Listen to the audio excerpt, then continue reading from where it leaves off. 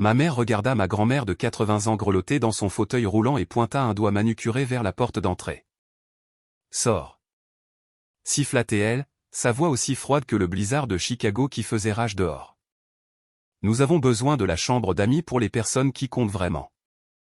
La veille de Noël, ma propre mère nous a jetés dehors par un temps de 20 degrés et avec seulement un billet de $100 et une valise.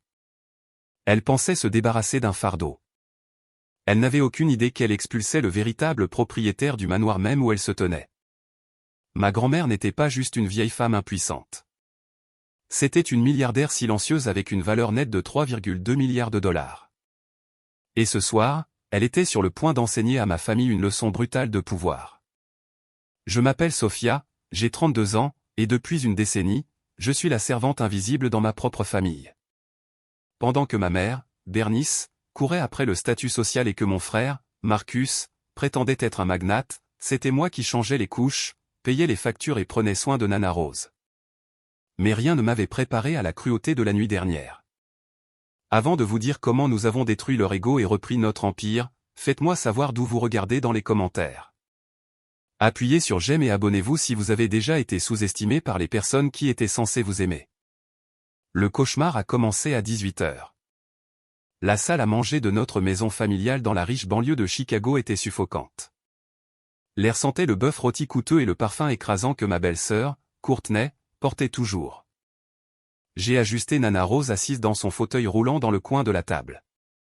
Ses mains tremblaient légèrement à cause de Parkinson, mais ses yeux étaient vifs, observant tout. Courtney soupira bruyamment, laissant tomber sa fourchette sur son assiette avec un cliquetis qui fit taire la pièce. Elle passa une main dans ses cheveux blonds et regarda ma mère avec une expression douloureuse. « Bernice, devons-nous vraiment avoir le fauteuil roulant juste contre la table ?» J'ai entendu un grincement. Je pense que le métal raie le parquet en chaîne importée. Vous savez que mes parents viennent plus tard et qu'ils remarquent ces choses. Ma mère, Bernice, se figea. Pour elle, l'approbation des parents de Courtney, les riches Vanderbilt, était plus importante que l'oxygène. Elle se pencha au-dessus de la table pour inspecter le sol, ignorant le fait que Nana Rose était assise juste là. « Oh mon Dieu! Vous avez raison, Courtney. » Ma mère haleta. « Sophia, je t'ai dit de mettre des patins en feutre sur ces roues. Ce sol m'a coûté $15 000 pour le refaire le mois dernier. » Je serrai la poignée du fauteuil roulant, mes jointures blanchissant. « Maman, les roues sont en caoutchouc. Elles ne peuvent pas rayer le bois. Et Nana a besoin d'être près de la table pour que je puisse l'aider à manger. » Courtney fronça le nez, agitant la main devant son visage comme si elle sentait quelque chose pourrir. « Ce n'est pas seulement le sol, Bernice. » Je ne voulais rien dire, mais il y a une odeur distincte, comme de vieux médicaments et de naphtaline. C'est vraiment difficile de profiter de ce faux filet. La pièce devint silencieuse. Mon cœur battait contre mes côtes. Je regardais mon frère, Marcus, m'attendant à ce qu'il défende sa grand-mère, la femme qui lui avait payé sa première voiture. Au lieu de cela, Marcus gloussa, ajustant sa montre en or à son poignet. C'était une Rolex qu'il prétendait avoir achetée avec sa prime, mais je savais pertinemment qu'il avait 3 mois de retard sur les paiements du leasing de sa BMW. « Allez, Sophia, dit Marcus en me souriant. Tu ne peux pas t'attendre à ce que Courtney mange avec cette odeur d'hôpital sur le visage. Pourquoi es-tu même assise à la table principale? Tu es essentiellement laide. Emmène juste grand-mère à la cuisine et nourris-la là-bas. Vous ruinez l'ambiance. » Ma mère acquiesça en accord, son visage dur. Marcus a raison. Sophia, pousse-la dans la cuisine. Tu pourras manger quand nous aurons fini. Nous devons créer l'ambiance avant l'arrivée des Vanderbilt. Nous ne pouvons pas avoir la pièce ressemblant à une maison de retraite. Je regardais Nana Rose. Elle n'avait rien dit. Elle était juste assise là, sa petite silhouette enveloppée dans un cardigan gris usé que Bernice détestait. Mais sous la table, je sentis sa main serrer mon poignet. C'était une prise forte et ferme, un signal. N'argumente pas. Ses yeux semblaient dire, pas encore. Je me levai, combattant les larmes qui me piquaient les yeux. Bien, dis-je, ma voix tremblant de rage refoulée. Viens, Nana.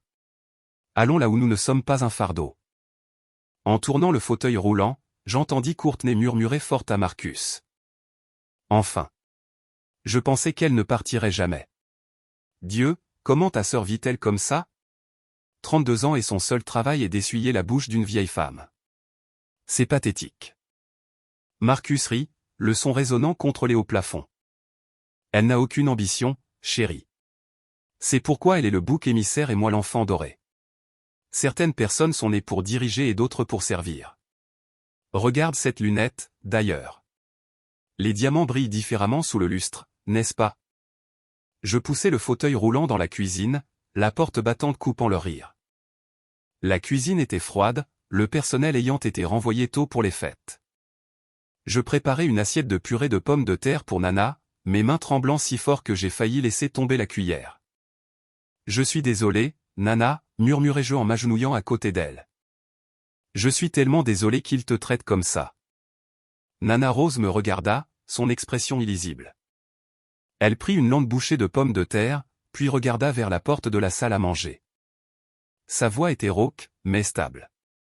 Ne t'excuse pas pour les loups agissant comme des loups, Sophia. Souviens-toi simplement qui les a nourris quand ils étaient chiots. Soudain, la sonnette retentit. C'était un carillon long et mélodieux qui signalait des invités à la porte d'entrée. De la cuisine, j'entendis le chaos éclater dans la salle à manger. Elle se tourna et courut pour répondre à la porte d'entrée, enfilant son meilleur sourire faux. Bonjour. Bienvenue. Je suis tellement contente que vous ayez pu venir. La lourde porte en chêne claqua derrière nous, le son résonnant comme un coup de feu qui signalait la fin de ma vie telle que je la connaissais. La chaleur du couloir fut instantanément remplacée par le froid mordant et agressif d'un blizzard de Chicago. Je me tenais sur le porche, fixant la porte fermée, incapable de comprendre que les gens qui partageaient mon sang nous avaient simplement enfermés pour mourir. Ma mère, Bernice, ne nous a pas juste demandé de partir. Elle nous a effacés. Quelques instants auparavant, elle était entrée dans la pièce où je remplissais frénétiquement les médicaments de Nana. Elle n'a pas aidé. Au lieu de cela, elle a attrapé ma valise, la fermeture éclair à peine fermée, et l'a lancée sur l'allée enneigée. Le sac atterrit avec un bruit sourd, s'enfouissant dans un tas de poudre blanche. « Tenez, dit-elle, me glissant un morceau de papier vert froissé dans la poitrine. C'était un seul billet de $100. Je le regardai, puis elle. Le regard dans ses yeux n'était pas de la colère. C'était de l'agacement. Le genre de regard que l'on jette à un chien errant qui continue de gratter à sa clôture. Prenez ceci et allez à ce motel sur l'autoroute, le motel 6. C'est bon marché et ils prennent de l'argent liquide. Assurez-vous juste que vous soyez parti avant que les Vanderbilt ne descendent pour le cocktail. J'ai besoin que cette nuit soit parfaite, Sophia. Ne gâche pas mon investissement. J'avais saisi son bras, mes doigts s'enfonçant dans le velours de sa robe coûteuse. Maman, s'il te plaît, suppliai-je, ma voix craquant. Il fait 15 degrés c'est ici dehors. Le facteur de refroidissement est mortel. Nana a 78 ans. Elle a une condition cardiaque. Tu ne peux pas la mettre dans un motel. S'il te plaît, laisse-nous juste rester au sous-sol. Nous serons silencieuses. Nous ne sortirons pas. Bernice retira son bras comme si mon toucher était contagieux. Elle dépoussiéra sa manche, inspectant le tissu à la recherche de plis. Le sous-sol est plein de vieux équipements de sport de Marcus, dit-elle avec dédain. Il n'y a pas de place. De plus, Courtney dit que le bruit du fauteuil roulant sur les planchers à l'étage résonne en bas. Cela perturberait la paix. C'est alors que Courtney apparut dans l'encadrement de la porte, un verre de champagne déjà à la main. Elle s'appuya contre le cadre de la porte, enveloppée dans un châle en cachemire qui coûtait probablement plus cher que ma voiture. Elle regarda Nana Rose, qui était assise silencieusement sur la chaise sur le porche, des flocons de neige commençant à se déposer sur ses cheveux gris. Honnêtement, Sophia, tu es tellement dramatique, dit Courtney en sirotant son verre. Si tu es si inquiète du froid, mets-la juste dans le garage. Il est séparé, donc nous n'entendrions rien, et la chaleur des moteurs de la voiture le maintient généralement au-dessus de 0. C'est mieux que la rue, non? Je la regardais, une vague de rage blanche et ardente montant dans ma poitrine. Je voulais crier. Je voulais lui gifler le verre de champagne de la main et regarder le verre se briser sur le béton gelé. Je voulais lui demander comment elle pouvait dormir la nuit en sachant qu'elle suggérait qu'un être humain, une femme âgée, dorme à côté de tuyaux d'échappement et de taches d'huile. Mais je n'ai rien fait. Je ne pouvais rien faire. Je n'avais aucun pouvoir, aucun argent, aucune marge de manœuvre. Si je faisais une scène, ils appelleraient la police et Bernice raconterait comment j'étais violente et instable. Je devais protéger Nana. Alors j'ai avalé ma fierté. Elle avait un goût de cendre dans ma gorge. Je me détournai d'eux, attrapant les poignées du fauteuil roulant. Bien, murmurai-je, ma voix perdue dans le vent. Nous partons. Bien, dit Bernice, se retournant déjà vers la chaleur de la maison. Ne revenez pas avant que je vous appelle. Et Sophia, essaie d'avoir l'air présentable si quelqu'un te voit partir. Nous avons une réputation dans ce quartier. Puis la porte se referma en un clic et le verrou tourna avec un claquement décisif. La promenade dans l'allée fut un cauchemar. Les roues du fauteuil roulant traversaient la fine couche de glace, se coinçant dans les fissures. Je devais pousser avec tout mon poids, mes bottes glissant sur le trottoir lisse. Le vent était implacable. Il déchirait mon manteau fin, me piquait le visage comme 1000 aiguilles. Nana était recroquevillée sous les 2 fines couvertures que j'avais réussi à attraper. Elle était si petite, si fragile. Chaque fois que la chaise heurtait une bosse, je la voyais grimacer, bien qu'elle n'ait jamais fait un bruit. J'ai vérifié mon téléphone. Mes doigts étaient déjà engourdis, rendant la frappe difficile. J'ai ouvert l'application Uber, priant pour un miracle. Les prix dynamiques étaient astronomiques. 80 $ pour un trajet de 3 miles. Si je le prenais, il nous resterait 20 $ pour une chambre. C'était impossible. J'ai vérifié l'horaire des bus. Le prochain bus pour l'autoroute n'arrivait que dans 40 minutes. Nous devons marcher jusqu'à la route principale, Nana, dis-je, me penchant pour qu'elle m'entende par-dessus le vent hurlant. Il y a une station-service là-bas. Nous pourrons appeler un taxi depuis l'intérieur. Elle ne répondit pas. Elle se contenta de hocher la tête, le menton enfoui dans son écharpe. Nous avançâmes à pas lents. Le quartier était une cruelle démonstration de richesse. Chaque maison que nous passions était décorée de milliers de lumières scintillantes. À travers les grandes fenêtres en bail, je pouvais voir des familles se rassembler autour des cheminées, ouvrir des cadeaux, boire du cacao. C'était comme regarder un film d'une vie que je n'étais jamais censé avoir. Nous étions les fantômes hantant leur paradis. Mes pieds étaient mouillés et glacés. La neige avait trempé mes bottes en quelques minutes. Enfin, après ce qui sembla une éternité, nous atteignîmes la route principale. L'enseigne au néon du motel s'y bourdonnait au loin, un phare de désespoir. Je poussai Nana dans le petit hall. Il sentait la cigarette rance et l'eau de Javel, mais c'était chaud. Je laissai Nana près du distributeur automatique et courus au comptoir, claquant le billet de 100 $ mouillé sur le comptoir. Une chambre, s'il vous plaît. Haltai-je, mes dents claquant incontrôlablement. 2 lits, rez-de-chaussée. L'employé, un adolescent blasé avec des écouteurs autour du cou, ne leva même pas les yeux de son téléphone. Complet, madame. C'est la veille de Noël. S'il vous plaît, suppliai-je, la panique montant dans ma gorge. Vérifiez encore. Quelqu'un doit avoir annulé. Ma grand-mère est malade. Nous n'avons nulle part où aller. Il me tourna l'écran. 0 vacant. Écoutez, essayez le refuge au centre-ville, ou peut-être le Super 8 à 3 sorties d'ici. Mais vous ne pouvez pas rester dans le hall. C'est la politique. Je restais là, paralysé. 3 sorties plus loin faisaient 5 miles. Nous n'avions pas de voiture, pas de bus, et la température baissait. On nous expulsa du hall du motel 5 minutes plus tard. Je trouvai un abri d'arrêt de bus à un pâté de maison. C'était une boîte en verre à 3 côtés avec un banc en métal.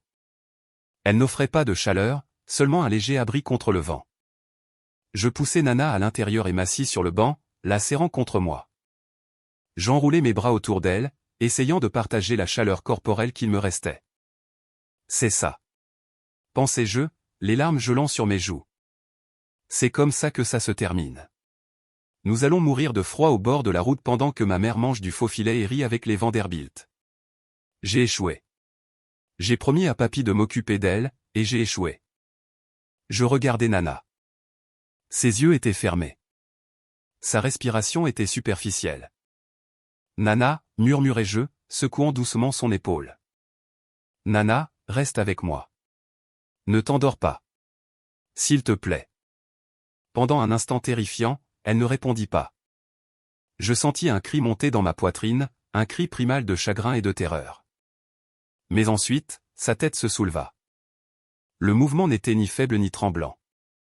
Il était délibéré. Elle ouvrit les yeux, et dans la faible lumière du lampadaire, je vis quelque chose qui me fit me figer. La peur avait disparu.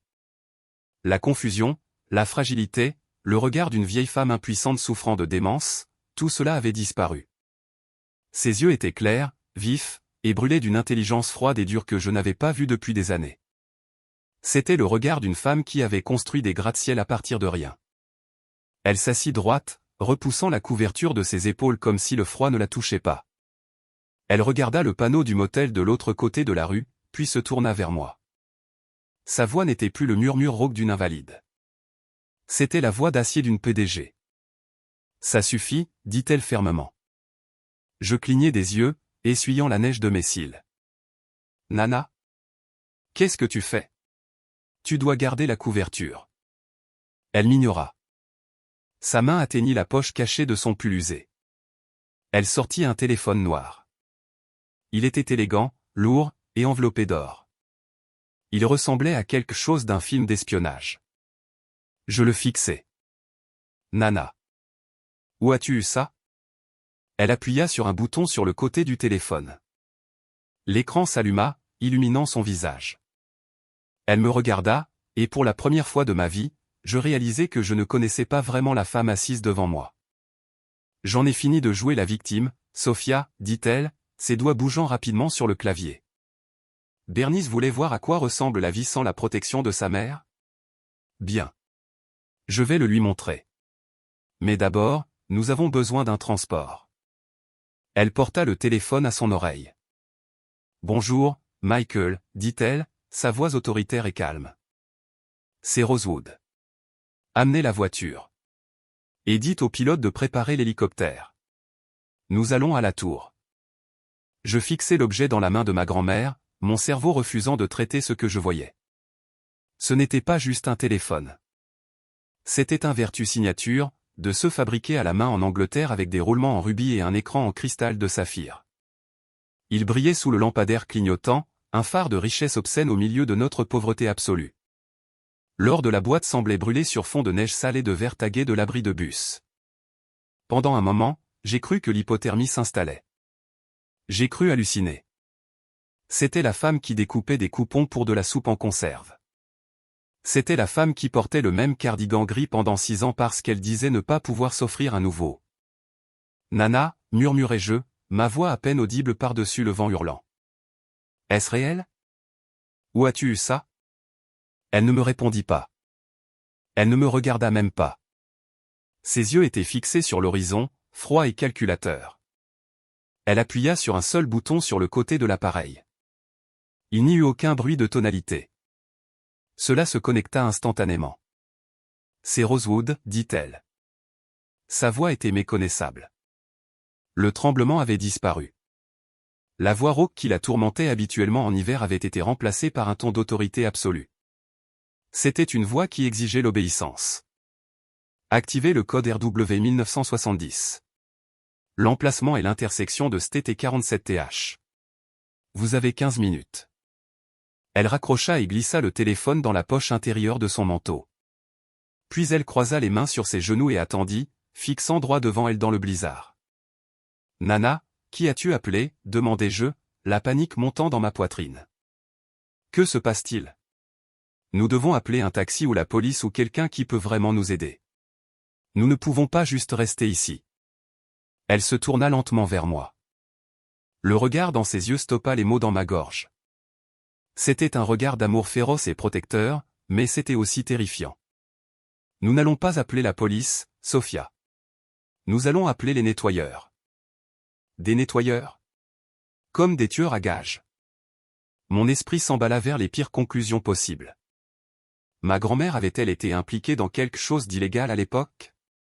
C'est pourquoi nous n'avions jamais d'argent? Allions-nous être ramassés par des criminels? Nous restâmes silencieux pendant ce qui sembla une éternité. Le froid s'infiltrait dans mes os, me faisant claquer des dents si fort que je pensais qu'elle pourrait se casser. Chaque minute ressemblait à 1 heure. J'ai vérifié ma montre. 10 minutes s'étaient écoulées. Puis 12. À la 14e minute, le sol commença à vibrer. Cela commença par un bourdonnement bas, quelque chose que je sentis dans la plante de mes bottes mouillées avant de l'entendre. Puis vint le son. Ce n'était pas le vacarme d'un bus urbain ou la sirène d'une voiture de police. C'était le battement profond et rythmique des rotors coupant l'air hivernal dense. Je levai les yeux. À travers la neige tourbillonnante, j'aperçus des lumières. Des projecteurs brillants et aveuglants traversant l'obscurité d'en haut. Oh mon Dieu! J'haletais, me protégeant les yeux. Qu'est-ce que c'est? Simultanément, une paire de phares balaya la rue, illuminant les flocons de neige tourbillonnant comme des diamants. Une voiture tourna le coin, se déplaçant avec une vitesse et une précision qui défiaient les conditions glacées de la route. C'était une Maybach, d'un noir absolu, longue et imposante. Elle ne roulait pas, elle rôdait. La voiture s'arrêta net devant l'abri de bus, bloquant le vent. Les portes s'ouvrirent avant même que les roues n'aient fini de s'immobiliser. 4 hommes en sortirent. C'étaient des géants, vêtus non pas d'uniforme de police, mais de costumes noirs sur mesure avec de longs manteaux de laine. Ils portaient des oreillettes et se déplaçaient avec une efficacité coordonnée. Je me jetai instinctivement devant Nana, écartant les bras. « Restez en arrière », criai-je, bien que ma voix soit faible. « Laissez-nous tranquilles. » L'homme de tête, une figure imposante avec une cicatrice traversant son sourcil, m'ignora complètement. Il me dépassa comme si j'étais un fantôme et s'agenouilla sur un genou dans la neige juste devant le fauteuil roulant de ma grand-mère. Il baissa la tête, ignorant la boue trempant son pantalon coûteux. « Madame la présidente Rosewood, dit-il, sa voix profonde et respectueuse. La tour est préparée. L'équipe médicale est en attente. Nous nous excusons pour le retard. Les conditions météorologiques ont nécessité l'hélicoptère de levage lourd. » Nana le regarda et hocha la tête une fois. « Sortez-moi de ce froid, Michael. »« Oui, madame. » Michael se releva et me regarda enfin. Son expression s'adoucit légèrement, mais il resta professionnel. « Mademoiselle Sophia, s'il vous plaît, permettez-nous. » Il fit signe aux autres hommes. 2 d'entre eux s'approchèrent du fauteuil roulant, le soulevant sans effort, Nana et tout, comme s'il ne pesait rien. Ils la portèrent vers la porte ouverte de la Maybach. Je restai là, la bouche ouverte, mes mains tremblant. Le sac de vêtements que j'avais préparé tomba de mes doigts glacés dans la neige. C'était Michael. L'homme qu'elle avait appelé? Ce n'était pas un ami de la famille. C'était de la sécurité privée, de la sécurité de haut niveau. Mademoiselle Sophia. Dit Michael doucement, ramassant mon sac. L'hélicoptère atterrit dans le terrain vague derrière la station-service. La voiture nous y conduira. C'est plus sûr que les routes ce soir. Je trébuchai derrière eux, glissant sur la banquette arrière de la Maybach à côté de Nana. L'intérieur sentait le cuir riche et l'acajou chaud. Le chauffage était allumé, diffusant une chaleur réconfortante qui me fit picoter la peau. Nana. Soupir soufflai-je, la regardant alors que la voiture accélérait vers le terrain où un hélicoptère noir et élégant atterrissait, ses rotors soulevant une tempête de poudre blanche. Qui es-tu? Elle me tapota la main, ses doigts enfin chauds. Je suis la femme qui a construit cette ville, Sophia. Et je suis la femme qui va réduire en cendres l'ego de ta mère. Nous avons transféré dans l'hélicoptère en quelques secondes. Le bruit était assourdissant, mais à l'intérieur de la cabine, il faisait silencieux. J'ai mis le casque anti-bruit que Michael m'avait tendu. Alors que nous décollions, mon estomac se serra. Nous nous sommes élevés au-dessus des lumières de la rue, au-dessus de l'abri de bus, au-dessus du motel 6 qui nous avait refusé. La ville de Chicago s'étendait sous nous, une grille de lumière dorée luttant contre la tempête blanche. La voix de Michael parvint à travers le casque. Madame la présidente, le pilote demande la trajectoire. Direct vers la Rosewood Tower? Nana appuya sur le bouton de l'intercom. Non. Prends la route panoramique. Vole au-dessus de Highland Park. Spécifiquement au-dessus du 342 Oakwood Drive. Je me fis gai. C'était notre adresse. C'était la maison de Bernice. L'hélicoptère piqua vers la gauche, traversant la nuit. En quelques minutes, nous survolions la banlieue exclusive dont nous venions d'être exilés. Regarde en bas, Sofia, ordonna Nana. Je regardai par la fenêtre. De cette hauteur, le manoir ressemblait à une maison de poupée. Je pouvais voir la lueur des lustres des fenêtres de la salle à manger. Je pouvais voir l'allée où Bernice avait jeté ma valise. Je pouvais imaginer à l'intérieur, mangeant du faux filet, riant, pensant qu'ils s'étaient débarrassés avec succès de leurs ordures. Ils avaient l'air si petits, si insignifiants. Nana se pencha vers la fenêtre, son reflet fantomatique contre la vitre. Elle fixa la maison qu'elle avait payée, la maison qu'elle possédait secrètement, la maison remplie des gens qui l'avaient trahie. « Profite de ton dîner, Bernice, murmura-t-elle dans le microphone, sa voix aussi glaciale que la glace. Profite de ton dernier Noël en tant que femme riche, car quand le soleil se lèvera demain, je reprendrai tout. Elle se tourna vers le pilote. Ramène-nous à la maison, aux Pentouzes. Alors que l'hélicoptère s'éloignait, laissant la banlieue derrière dans l'obscurité, je regardais ma grand-mère et réalisais que la douce vieille femme que je connaissais avait disparu. À sa place se trouvait une titan de l'industrie, et elle était prête pour la guerre. L'hélicoptère atterrit sur l'héliport privé de la Rosewood Tower avec un doux bruit sourd qui secoua à peine la cabine. Les pales ralentirent jusqu'à un vrombissement rythmique, et Michael fut là instantanément, ouvrant la porte. Le vent à cette altitude était féroce, mais il était différent du froid mordant dans la rue. C'était le vent du sommet, l'air respiré par les dieux et les rois. Je sortis, mes jambes tremblant encore, et aidai Nana Rose à monter dans un fauteuil roulant motorisé et élégant qui semblait l'attendre sur le tarmac. Ce n'était rien comme la chaise rouillée et grinçante dont Bernice s'était plainte. Cette machine bougeait silencieusement, répondant à la moindre touche de la main de Nana. Nous avons pris un ascenseur privé qui n'avait qu'un seul bouton, le 88e étage. Alors que les chiffres grimpaient, mes oreilles se bouchaient et la réalité de ma situation commençait à s'installer.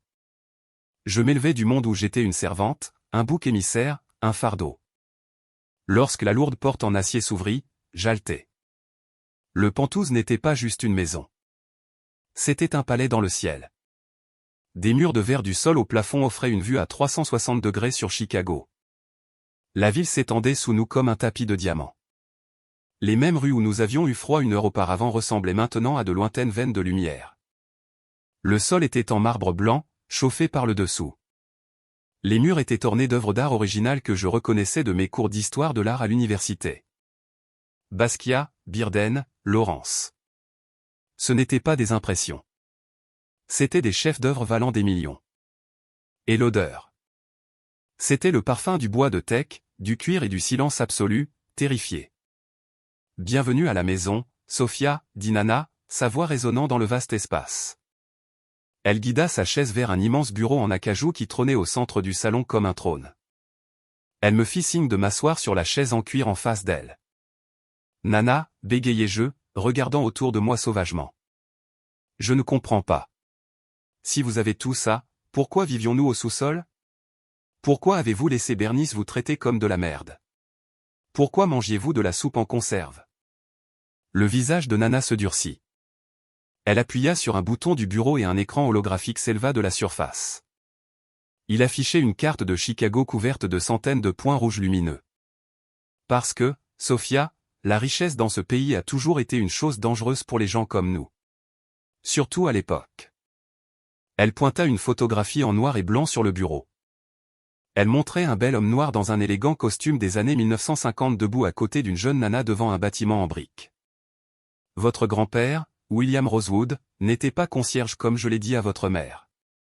C'était un génie. Il a acheté son premier immeuble d'habitation en 1955. En 1960, il possédait 3 pâtés de maisons dans le South Side. Nous construisions un empire. Mais nous étions trop bruyants à ce sujet. Nous conduisions de belles voitures. Nous portions de beaux vêtements. Et les gens ont remarqué. Sa voix tomba en murmurant, lourde d'une douleur que 50 ans n'avaient pas effacée. Ils sont venus pour lui un mardi. Des hommes qui souriaient en plein jour et portaient des masques la nuit. Ils ne l'ont pas seulement tué, Sofia. Ils en ont fait un exemple. Ils voulaient montrer qu'un homme noir n'avait pas affaire à posséder la ville. Ils ont brûlé notre maison.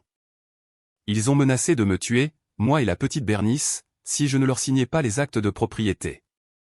Je me couvris la bouche, les larmes me montant aux yeux. Je n'avais jamais entendu cette histoire. Bernice disait toujours que papy était mort d'une crise cardiaque.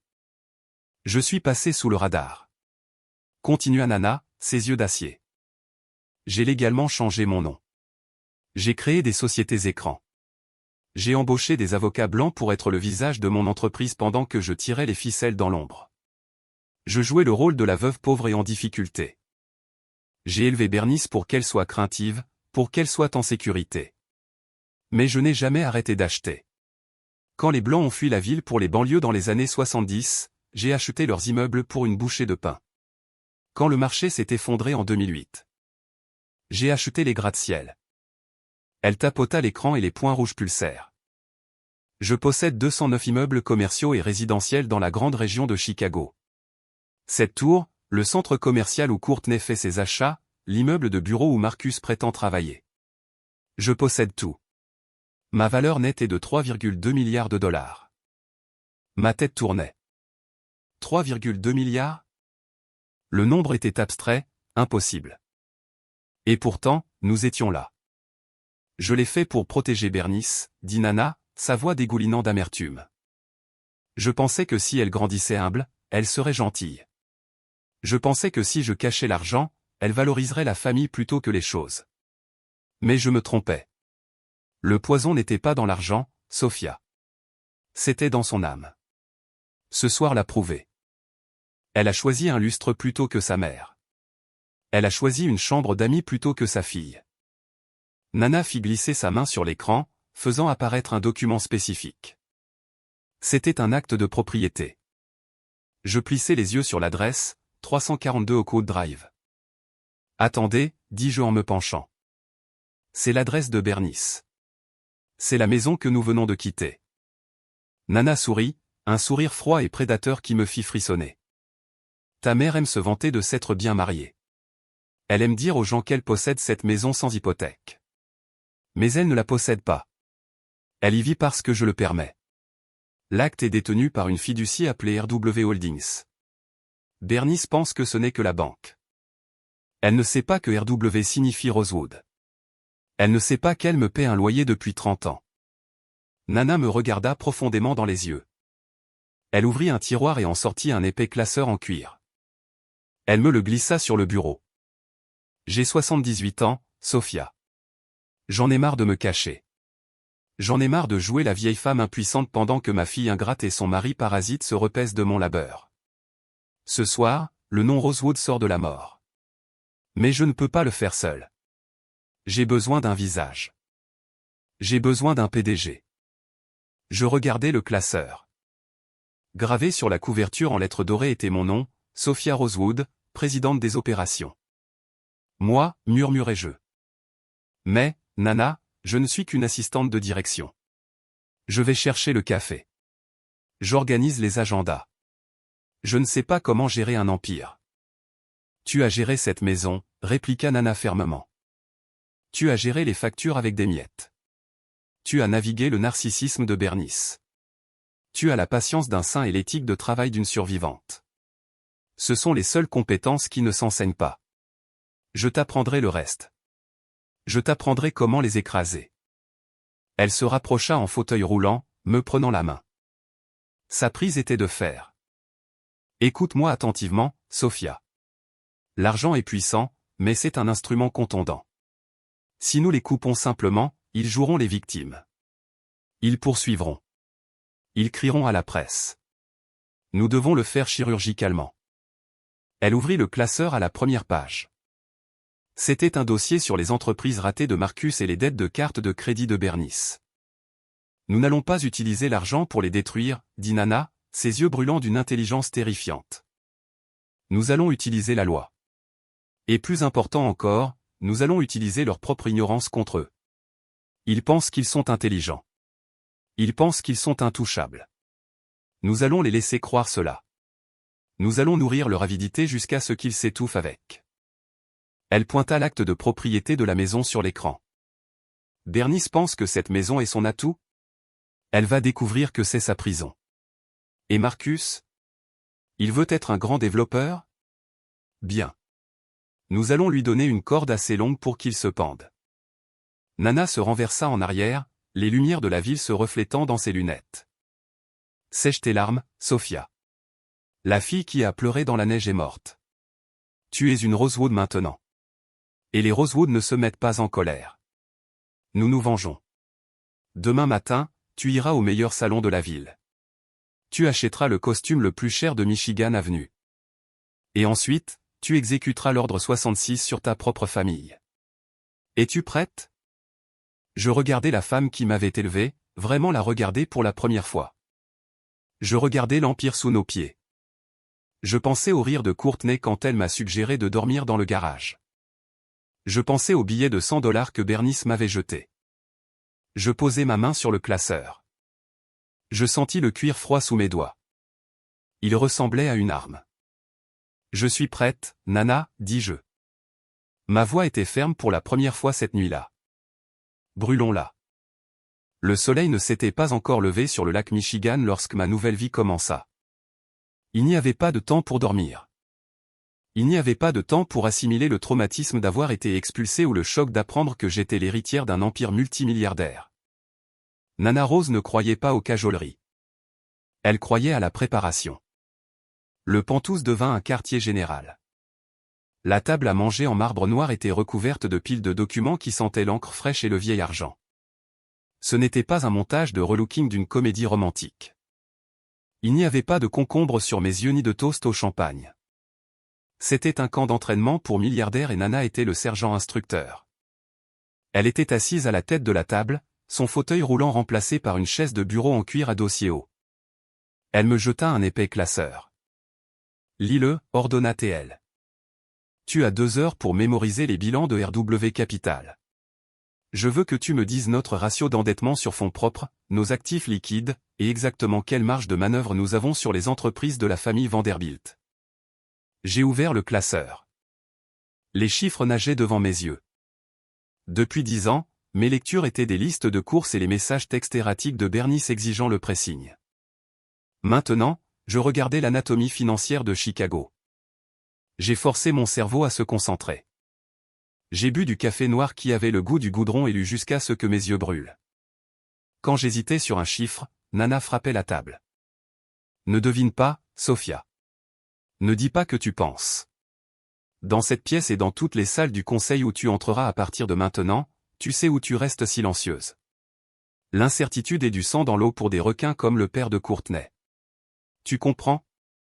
J'acquiesçai. Je comprends. Elle secoua la tête. Non. Parle fort. Projette ta voix.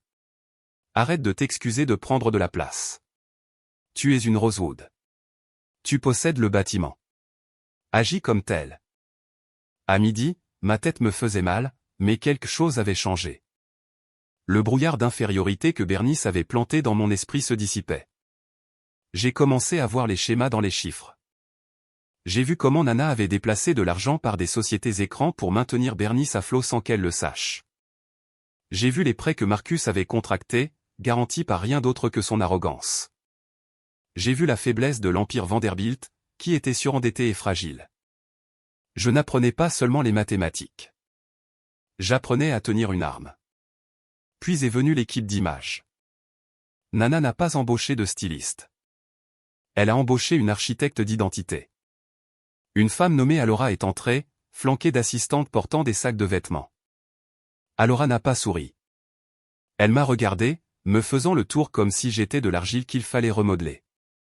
Elle a l'air douce, dit Alora, touchant mes cheveux. Ils étaient tirés en un chignon désordonné que je portais toujours parce que Bernice disait que les cheveux lâches étaient non professionnels pour une servante. Elle n'est pas douce, répondit Nana depuis son bureau. Elle se cachait. Coupe-la. Je me suis assise sur la chaise pendant que les ciseaux cliquetaient. J'ai regardé mes longs cheveux abîmés tomber par terre. Avec chaque mèche qui tombait, je me sentais plus légère. Je me débarrassais de la femme qui frottait les sols. Je me débarrassais de la femme qui prenait le bus pour économiser $2. Alora m'a donné un carré court, net et anguleux qui encadrait mon visage comme un casque. C'était sévère. C'était intimidant. C'était parfait. Vint ensuite les vêtements. Pas de motifs floraux, pas de pastel, pas de tissu doux. Alora m'a habillé dans un costume noir Tom Ford avec un blazer sur mesure qui accentuait mes épaules. Le tissu était de la laine lourde et coûteuse qui absorbait la lumière. En dessous, une chemise en soie blanche impeccable boutonnée jusqu'au col. J'ai enfilé une paire de talons Louboutin, les semelles rouges brillant comme un signal d'avertissement. Enfin, Alora m'a tendu une paire de lunettes de soleil noires surdimensionnées. « Mettez-les, dit-elle. Les yeux trahissent tout. Tant que tu n'apprendras pas à masquer complètement tes émotions, cache-les. » Je me suis dirigé vers le miroir du sol au plafond. La femme qui me regardait était une inconnue. Elle se tenait droite. Le menton levé. Elle avait l'air chère. Elle avait l'air dangereuse. La Sophia fatiguée et apologétique avait disparu. À sa place se tenait Miss S, la représentante impitoyable de RW Capital. Nana s'est approchée de moi en fauteuil roulant. Elle a regardé mon reflet et a hoché lentement la tête. « Bien, dit-elle doucement. Tu as l'air de pouvoir virer ta propre mère sans sourciller. Et c'est exactement ce que tu pourrais avoir à faire. » Elle m'a tendu une mallette en cuir. À l'intérieur se trouve l'avis de saisie immobilière pour la maison d'Oakwood Drive, mais nous ne l'envoyons pas encore. D'abord, nous les laissons creuser leur tombe un peu plus profondément. Nous avons une réunion avec Marcus dans 2 jours concernant sa demande de prêt. Tu seras celle qui l'amènera. J'ai pris la mallette. Mes mains ne tremblaient pas. J'ai senti un calme froid s'installer en moi. J'étais prête. Soudain, un son discordant et métallique a brisé le silence du Penthouse. C'était une sonnerie. Pas le carillon sophistiqué du Vertu de Nana, mais le marimba par défaut et agaçant d'un téléphone Android bon marché. Il venait de la poche de mon vieux manteau d'hiver, qui gisait en tas près de la porte. Je me suis approché et ai sorti mon vieux téléphone. L'écran était fissuré en toile d'araignée depuis que Marcus l'avait fait tomber de la table le mois dernier. L'identifiant de l'appelant affichait un nom qui me serrait autrefois l'estomac de peur. Maman. J'ai regardé Nana. Elle m'a fait signe de répondre. Mets-le sur haut-parleur, murmura-t-elle. Écoutons ce que la paysanne a à dire à la reine. J'ai glissé mon pouce sur l'écran de verre cassé et ai répondu. Sophia? La voix de Bernice hurlait dans le haut-parleur, forte et frénétique. Où diable es-tu? Je cherche les médicaments pour le cœur de ta grand-mère depuis 20 minutes. Tu les as mis dans ton stupide sac? J'ai tenu le téléphone loin de mon oreille, le regardant avec un mélange d'amusement et de dégoût. Elle n'appelait pas pour voir si nous avions gelé à mort. Elle n'appelait pas pour s'excuser. Elle appelait parce qu'elle avait besoin de quelque chose. Eh bien, réponds-moi, hurla Bernice. Les parents de Courtney essaient de faire la sieste et je mets cette maison sens dessus-dessous. Si elle meurt parce que tu as volé ses pilules, j'appelle la police. Espèce de gamine ingrate. Ramène-les tout de suite. Je me suis tenu là dans mon costume à $3000, regardant par-dessus la ville dont j'hériterai un jour. J'ai regardé la femme qui pensait avoir du pouvoir sur moi, réalisant qu'elle n'était rien de plus qu'une locataire vivant sur le temps emprunté. J'ai baissé mes lunettes de soleil, regardant le téléphone avec un froid détachement. Je n'ai rien volé, Bernice, dis-je, ma voix baissant d'une octave, imitant la cadence que Nana utilisait. Et je te suggère de regarder dans la poubelle. C'est là que Courtney les a jetés quand elle a renversé la bouteille. Il y eut un silence de l'autre côté. Elle était choquée que j'ai répondu, choquée que j'ai appelé son prénom. Excusez-moi, balbutia Bernice. Comment osez-vous me parler comme ça? Ramenez votre cul ici tout de suite et réparez ce désordre ou je le jure. J'ai appuyé sur le bouton rouge, mettant fin à l'appel en plein milieu de la phrase. J'ai regardé Nana Rose. Elle souriait. Bloque le numéro, dit Nana. Miss S ne prend pas d'appel des locataires. Maintenant, retournons au travail. Nous avons un empire à diriger. Pendant que j'étais assise dans un bureau en hauteur apprenant à tirer parti de la dette et à acquérir des actifs, ma famille faisait la seule chose qu'elle savait faire, c'est-à-dire dépenser de l'argent qui ne leur appartenait pas. Ignorant du fait que leur bouée financière avait été coupée dès que Nana Rose avait embarqué dans cet hélicoptère. Bernice, Marcus et Courtney ont décidé d'anesthésier le stress de la nuit précédente avec une virée shopping sur le Magnifi Smile. Ils sont entrés dans le magasin phare Hermès avec la confiance de la royauté, ignorant qu'ils n'étaient que des paysans portant des couronnes empruntées. Pendant des années, ma mère avait compté sur une carte American Express Centurion noire spécifique. Elle disait à tout le monde, y compris à elle-même, que la ligne de crédit illimitée était le résultat des investissements judicieux de mon défunt père et d'une généreuse pension qu'il avait mise en place avant de mourir. C'était le mensonge qu'elle utilisait pour justifier sa paresse et son arrogance. La vérité, que je venais de découvrir dans les registres Rosewood, était que la carte était un compte supplémentaire lié directement à l'une des sociétés holdings privées de Nana. Nana avait payé la facture intégralement chaque mois pendant 30 ans. Une charité silencieuse pour éviter à sa fille la misère, mais la charité avait une date d'expiration. Et cette date était hier. J'ai regardé les images de sécurité plus tard, un avantage de posséder le bâtiment où la boutique louait de l'espace. C'était comme regarder un accident de voiture au ralenti. Bernice paradait dans la section des foulards, drapant de la soie orange sur ses épaules. Courtney lorgnait un sac Birkin de 25 000 $, ses yeux brillants d'avidité. Marcus essayait une paire de gants de conduite en cuir, se posant dans le miroir et parlant fort au téléphone de transactions imaginaires pour impressionner les vendeurs. « Je prends tout », annonça Bernice, agitant la main avec dédain sur un tas de marchandises dont le total dépassait ce que la plupart des gens gagnent en un an. Et ajoutez le sac pour ma belle-fille. Elle a eu 24 heures stressantes à gérer du personnel domestique difficile. Ils se dirigèrent vers le comptoir de caisse privée, sirotant l'eau pétillante que le personnel avait fournie. La vendeuse, une jeune femme qui les connaissait par leur nom parce qu'ils dépensaient tant, sourit et enregistra le total. 42 000 $. Bernice ne regarda même pas l'écran. Elle claqua la lourde carte en titane noire sur le comptoir en verre avec un bruit sourd. C'était un mouvement de pouvoir qu'elle avait pratiqué 1000 fois. L'associé sweepa la carte. Un moment de silence suivit. Puis, un bip aigu et discordant perça le luxe silencieux du magasin. L'associé fronça les sourcils, regardant l'écran. « Je suis désolé, Madame Vanderbilt. Il est indiqué que la transaction n'a pas été autorisée. » Bernice rit, un son nerveux aigu.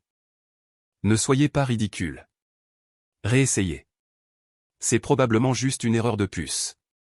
Cette carte n'a pas de limite. » L'associé la sweepa à nouveau. Bip. Refusé. Courtney arrêta de siroter son eau. Marcus baissa ses lunettes de soleil. L'atmosphère de la pièce passa instantanément de la déférence à la suspicion. Essayez d'entrer les numéros manuellement, claqua Bernice, son cou commençant à rougir. Savez-vous combien d'argent je dépense dans ce magasin? C'est embarrassant. Réparez votre machine. L'associé eut l'air mal à l'aise. Un instant, s'il vous plaît. Je dois appeler les services marchands pour un code d'autorisation. Elle prit le téléphone et murmura quelque chose. Bernice tapait impatiemment du pied, marmonnant à Courtney au sujet de travailleurs de service incompétents. Mais je savais exactement ce qui se passait de l'autre côté de cette ligne.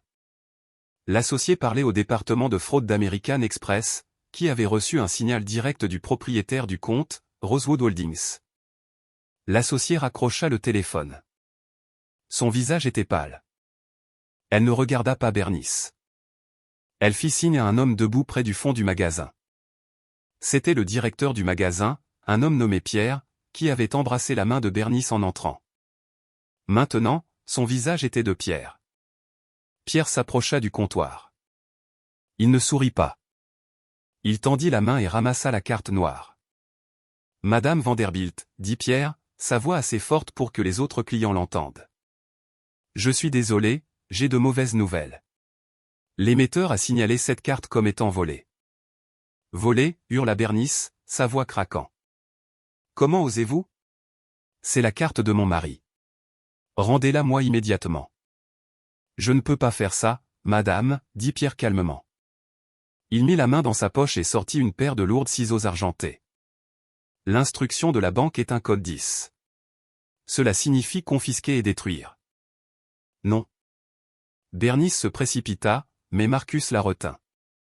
Juste sous leurs yeux, Pierre ouvrit les ciseaux. Avec un craquement satisfaisant qui a dû sonner comme un os cassé pour ma mère, il coupa la carte en titane en deux. Puis, il la coupa encore.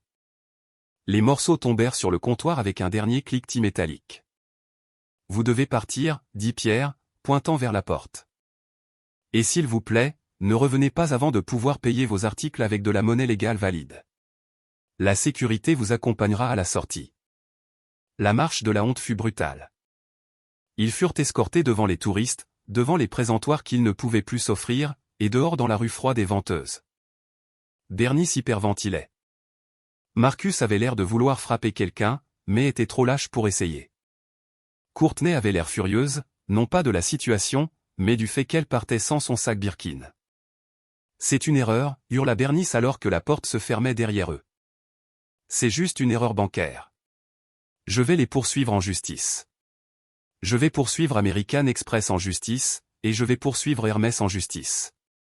Elle tremblait, se tenant la poitrine. Ils ont gelé mes actifs. Ça doit être une usurpation d'identité. Quelqu'un a piraté mes comptes. C'est la seule explication. Marcus, appelle la banque. Dis-leur qui nous sommes. Marcus sortit son téléphone, mais il avait l'air vaincu. Maman, je ne peux pas les appeler. Je n'ai pas le mot de passe du compte. Tu ne me l'as jamais donné parce que tu disais que c'était la pension secrète de papa. Courtney regarda son mari et sa belle-mère avec un calcul froid. Elle réalisa que le train de la soupe venait de dérailler. Elle ne se souciait pas de la panique de Bernice. Elle se souciait de sa propre survie. Elle avait besoin d'un nouvel hôte, d'une nouvelle source d'argent, et vite. Elle attrapa Marcus par les revers de son manteau, le rapprochant. « Écoute-moi bien, siffla-t-elle. Arrête de paniquer. C'est en fait une bonne chose. » Une bonne chose, demanda Marcus, déconcerté. Nous venons d'être expulsés d'Hermès. Maman est fauchée. Non, dit Courtney, ses yeux se plissant. C'est l'univers qui te dit qu'il est temps d'arrêter de vivre au crochet de ta mère et de commencer à construire ton propre empire. Tu parles de ce projet de développement immobilier depuis des mois. Les condos de luxe dans le West Loop? Oui, mais j'ai besoin de capitaux, bégaya Marcus. J'ai besoin de 5 millions de dollars pour commencer les travaux. J'allais demander à maman d'hypothéquer la maison, mais si son crédit est gelé. Oublie ta mère, interrompit Courtney, jetant un coup d'œil à Bernice, qui était occupée à hurler à un chauffeur de taxi. J'ai fait des recherches. Il y a une nouvelle société de capital risque en ville. Ils sont agressifs. Ils recherchent des entreprises appartenant à des minorités pour les soutenir. Ils ont de gros moyens et ils veulent faire sensation. Marcus se redressa. Quel est le nom de la société? Courtney sourit, un sourire vif et dangereux. Elle ouvrit un site web sur son téléphone. Ça s'appelle RW Capital, dit-elle. J'ai entendu dire qu'ils venaient d'ouvrir leur livre pour de nouveaux investissements ce matin. Tu vas y aller, Marcus. Tu vas leur présenter ton idée de condo, et tu vas obtenir ces 5 millions de dollars. Nous n'avons pas besoin de la carte de crédit de ta mère. Nous allons être riches selon nos propres termes. Marcus regarda l'écran. Il vit le logo élégant de RW Capital. Il vit la promesse d'argent facile. Il n'avait aucune idée que RW signifiait le nom même qu'il avait passé sa vie à moquer. Allons-y, dit Marcus, redressant son manteau. J'irai là-bas demain matin. Courtney lui tapa la joue. C'est mon garçon doré. Maintenant, appelle un Uber. Je refuse de prendre le bus comme une pauvre. Marcus passa toute la nuit avant la réunion non pas à étudier les tendances du marché ou à analyser les coûts de construction, mais à coller des images de Ferrari et de piscines à débordement sur un tableau de vision. Il appela cela sa vision board. Pour Marcus, être un développeur signifiait 90% d'esthétique et 10% d'argent d'autrui. Il avait nommé son projet imaginaire Vanderbilt Heights, volant le nom de famille de sa femme pour donner à ses idées vides un vernis de prestige immérité. Il avait besoin de 5 millions pour commencer les travaux sur un terrain qu'il ne possédait pas pour construire des condos qu'il ne savait pas comment construire pour des clients qu'il n'avait pas. Mais dans son esprit, l'argent était déjà le sien. Il enfila son meilleur costume, une coupe italienne bleu marine qu'il avait facturée sur la carte noire maintenant disparue, et pratiqua son sourire gagnant devant le miroir. Il ne se voyait pas comme un parasite. Il se voyait comme un titan de l'industrie. Il arriva au siège de RW Capital à 10 heures. Le bâtiment était un monolithe de verre noir et d'acier au cœur du quartier financier. Une structure qui criait pouvoir et intimidation. Marcus traversa le hall, vérifiant son reflet dans chaque surface, inconscient qu'il entrait dans le ventre de la bête qui le traquait. Il dit à la réceptionniste qu'il était là pour voir le directeur associé. Il laissa tomber des noms. Il ajusta ses boutons de manchette. Il agissait comme s'il possédait l'endroit. Il n'avait aucune idée que la femme qu'il était venu impressionner était la même femme qu'il avait ordonné de sortir les poubelles 2 jours auparavant. La salle de conférence était caverneuse. Elle était conçue pour faire paraître petite toute personne assise du côté invité. La table était une longue dalle d'obsidienne polie. À l'autre bout, silhouettée contre la lumière blanche aveuglante de la fenêtre du sol au plafond, se trouvait une silhouette. « S'il vous plaît, asseyez-vous » dit la silhouette. La voix était basse, modulée, et dépouillée de toute chaleur. Marcus s'assit. Il posa son tableau de vision sur la table et se renversa en arrière, montrant ses dents. « Merci de me recevoir. Je sais que votre temps, c'est de l'argent, et je suis là pour que nous fassions beaucoup d'argent tous les deux. Je suis Marcus Brox, développeur principal de Vanderbilt Heights. » Il regarda la femme à la tête de la table, ou plutôt, il regarda son costume. Il regarda la lourde montre en or à son poignet. Il regarda les boucles d'oreilles en diamant. Il évalua sa valeur, pas son identité. « Je suis Madame S, dit Sophia, gardant son visage partiellement tourné vers la fenêtre. Mes analystes me disent que vous avez une proposition qui nécessite un capital important. 5 millions de dollars, c'est exact? Correct, dit Marcus, lançant son discours. Mais 5 millions, ce n'est que la graine. Nous parlons d'un changement de paradigme dans l'habitat urbain. Ultraluxe, service de conciergerie, à l'échauffer. Ce ne sont pas juste des logements, Madame S, c'est un style de vie. J'ai la vision. J'ai les connexions. J'ai juste besoin d'un partenaire avec la liquidité pour égaler mon ambition. Sophia tourna lentement sa chaise pour lui faire face. Elle portait les lunettes de soleil surdimensionnées que Nana lui avait données. Ses cheveux étaient nets et anguleux. Ses lèvres étaient peintes d'un rouge sans foncé. Elle ne ressemblait en rien à la sœur frénétique et désordonnée ampule surdimensionnée qui nettoyait ses erreurs. Mais même si elle avait eu le même aspect, Marcus ne l'aurait pas reconnue. Car dans son monde, Sophia n'existait pas en tant que personne. Elle était une fonction, une utilité. Il ne la regardait jamais dans les yeux parce qu'il n'avait jamais pensé qu'elle avait une âme digne d'être vue. Pour lui, la femme en face de lui était un chéquier, pas une sœur. Elle ramassa son dossier, parcourant les pages d'un claquement de doigts dédaigneux. « Je vois beaucoup d'images, Monsieur Brox, dit Sophia, sa voix coupant son enthousiasme comme un scalpel. Je vois des photos de stocks de salles de bain en marbre et de bars sur les toits. Ce que je ne vois pas, ce sont les permis, les approbations de zonage, les offres d'entrepreneurs, ou un seul dollar de votre propre fonds propre dans cette affaire. » Marcus agita la main, un tic nerveux qu'il avait lorsqu'il était remis en question. Détail.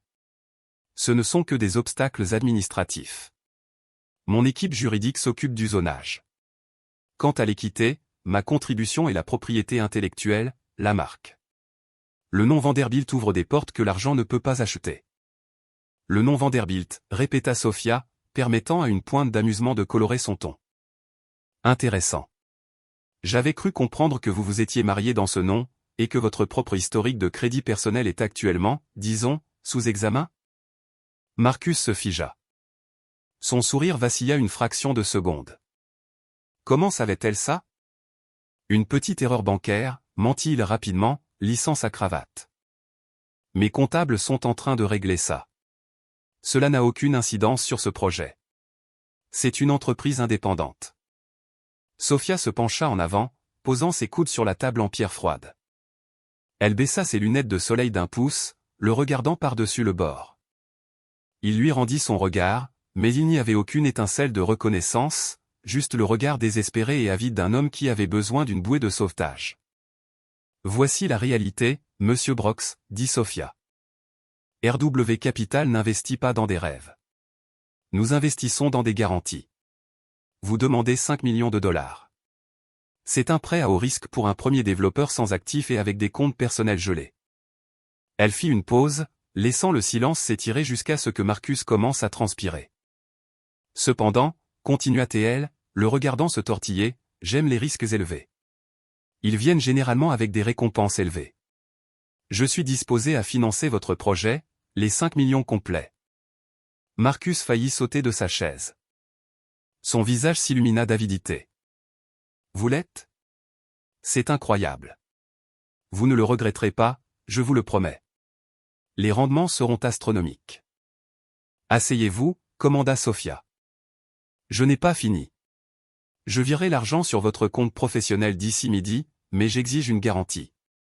Puisque vous n'avez ni argent ni terrain, j'ai besoin d'un actif physique qui couvre la valeur du prêt. N'importe quoi. Dit Marcus, désespéré de conclure l'affaire avant qu'elle ne change d'avis. Nommez-le. Sophia ouvrit un dossier sur la table. Elle lui glissa un seul morceau de papier. C'était un accord d'hypothèque pré-rempli. J'ai besoin d'une propriété, dit-elle calmement. Une propriété avec une valeur nette significative. Une propriété libre de toute autre dette. Je comprends que votre mère possède un domaine plutôt grand à Highland Park. 342 Oakwood Drive. Marcus cligna des yeux. La maison de ma mère? C'est le seul actif auquel vous avez accès et qui vaut assez pour garantir ce prêt, mentit habilement Sophia, sachant très bien que la maison appartenait à Nana. Mais Bernice pense qu'elle la possède, et en tant que sa mandataire, ce que je suppose qu'elle peut vous faire signer, vous pouvez la proposer comme garantie. Marcus hésita. Il pensa à sa mère. Il pensa au fait qu'elle le tuerait s'il savait qu'il risquait le toit au-dessus de sa tête. Mais ensuite, il pensa aux 5 millions de dollars. Il pensa à la Ferrari. Il pensa à prouver que Courtney avait tort. Il regarda le contrat. Il regarda la femme qu'il ne reconnaissait pas, la femme qui lui tendait la corde pour se pendre. Ce n'est qu'une formalité, n'est-ce pas, demanda Marcus, sa voix tremblant légèrement. Je veux dire, une fois que les condos seront vendus, je rembourserai le prêt et le privilège sur la maison sera levé. Exactement, dit Sophia, un requin souriant à un phoque. Si vous réussissez, la maison est en sécurité. Vous ne la perdez que si vous échouez. Et vous êtes un visionnaire, Monsieur Brox. Vous ne prévoyez pas d'échouer, n'est-ce pas? Marcus ramassa le stylo. Non, murmura-t-il. Je n'échoue jamais. Il signa son nom. Il signa le nom de sa mère. Il signa le seul sanctuaire qui leur restait. Sophia reprit le papier. Elle vérifia la signature. C'était fait. Plaisir de faire affaire avec vous, dit-elle, se levant pour le renvoyer. L'argent sera sur votre compte dans 1 heure. Ne le dépensez pas tout d'un coup. Marcus sortit de la pièce sur un nuage, croyant avoir conclu l'affaire du siècle. Il ne vit pas Sophia marcher jusqu'à la fenêtre et le regarder partir. Il n'entendit pas murmurer les mots qui scelleraient son destin. Échec et mat, petit frère. Maintenant, va dire à maman que tu viens de vendre sa maison. L'atmosphère dans le salon d'Oakwood Drive était lourde de l'odeur de parfum rance et de désespoir. Marcus avait claqué le contrat d'hypothèque sur la table basse en verre avec la force d'un homme qui croyait avoir gagné à la loterie. Mais Bernice regardait le document comme s'il s'agissait d'un acte de décès. Pour la première fois de sa vie, ma mère avait vieilli. Le stress des comptes bancaires gelés et l'humiliation publique chez Hermès avaient fissuré son masque parfaitement fondé. Elle était assise sur le canapé en velours, les mains tremblantes alors qu'elle tenait le stylo, fixant la ligne qui nécessitait sa signature. « Es-tu sûr de ça, Marcus » demanda-t-elle, sa voix vacillant. « Cette maison est tout. C'est le seul atout qui nous reste que la banque n'a pas touché.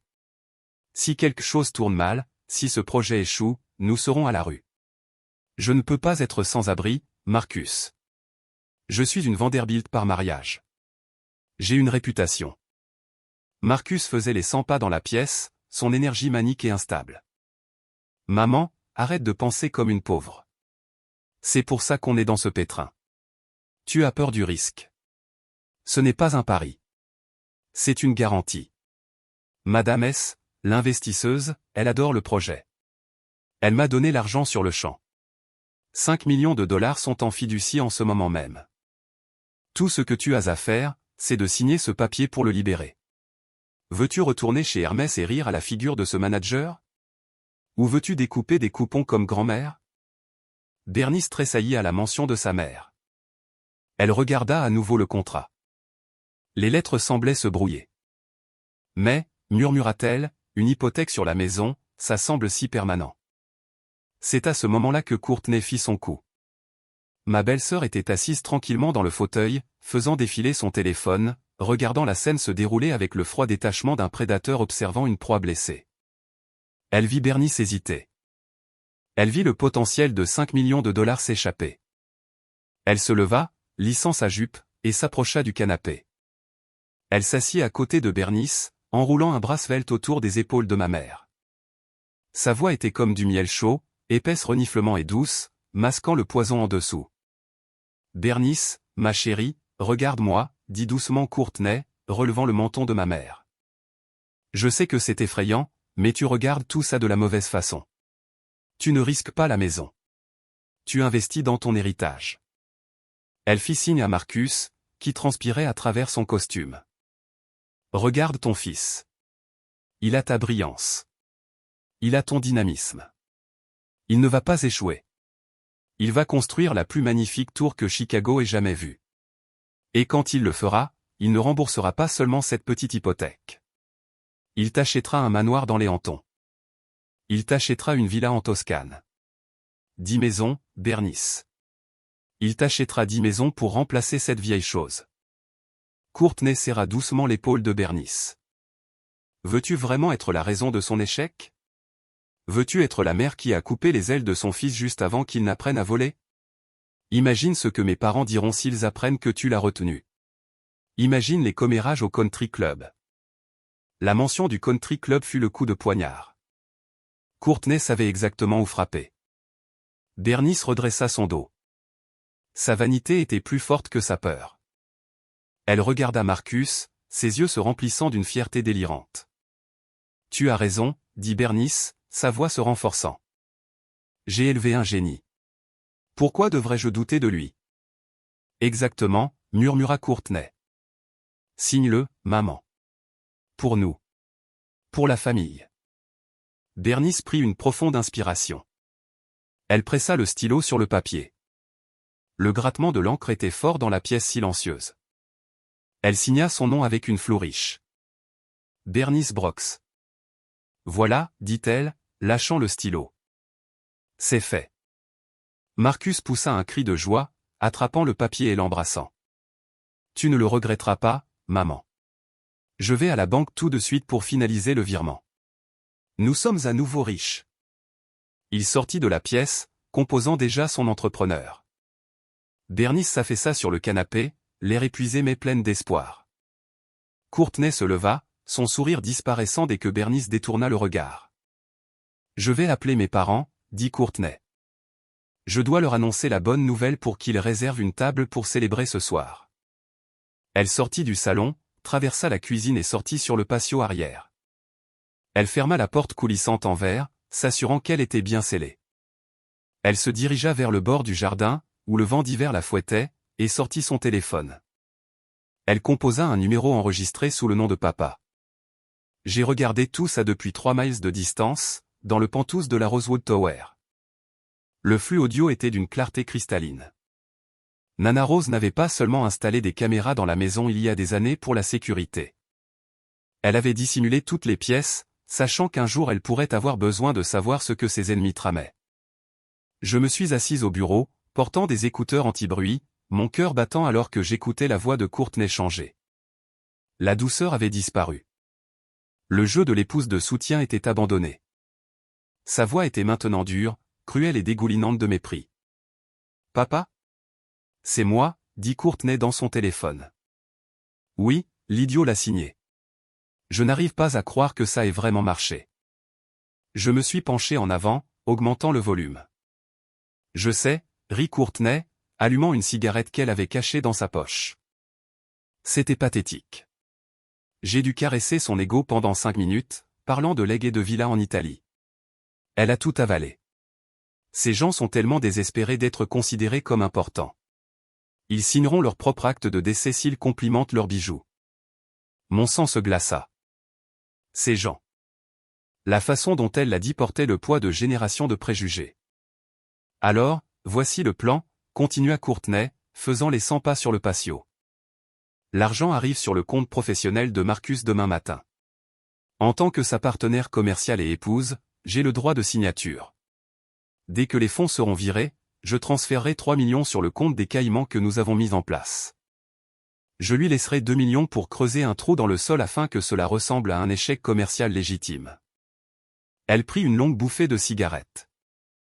Non, papa. Je ne reste pas pour les retombées. Tu te moques de moi? J'ai passé 3 ans à vivre dans cette maison de mauvais goût, à prétendre aimer leur nourriture frite, et à écouter Bernice se vanter de l'argent qu'elle n'a pas. J'en ai fini. Dès que le transfert sera confirmé, je demanderai le divorce. Je plaiderai des différences irréconciliables et une détresse émotionnelle. Le temps qu'il réalise que la maison est saisie et que l'argent a disparu, je siroterai des mojitos avec toi au turc écaïque. Elle rit encore, un son qui me fit hérisser la peau. Marcus pense vraiment qu'il est un développeur. C'est hilarant. Il ne peut même pas faire une division longue sans calculatrice. Mais il était utile. Il m'a obtenu la signature. Ok, je dois rentrer et prétendre célébrer avec les animaux. Je t'aime. Bye. Elle raccrocha et écrasa la cigarette sur le trottoir, vérifiant son reflet dans la porte vitrée pour composer son faux sourire avant de rentrer dans la maison. J'ai retiré lentement les écouteurs. Mes mains tremblaient. Pas de peur, mais d'une fureur froide et concentrée. J'ai regardé Nana Rose, qui était assise en face de moi. Elle avait tout entendu par les haut-parleurs. Son visage était un masque de pierre, mais ses yeux brûlaient. Elle n'est pas juste avide, dit doucement Nana. C'est une prédatrice. Elle est entrée dans notre maison, a mangé notre nourriture, et a prévu de nous brûler de l'intérieur parce qu'elle pense que nous sommes inférieurs à elle. Je me suis levé, me dirigeant vers la fenêtre. J'ai regardé la ville, pensant à Marcus courant à la banque, pensant à Bernice rêvant de l'Italie. C'étaient de mauvaises personnes, oui. Ils m'avaient traité comme de la saleté. Mais ils étaient mon sang. Et cette femme, cette étrangère qui leur souriait en plein visage tout en les traitant d'animaux, prévoyait de les détruire pour le sport. Elle veut voler l'argent de l'investissement, dis-je, ma voix ferme. Elle veut partir avec 3 millions. Nana hocha la tête. C'est du vol. C'est de la fraude. Et comme l'argent qu'elle vole appartient à RW Capital, elle nous vole.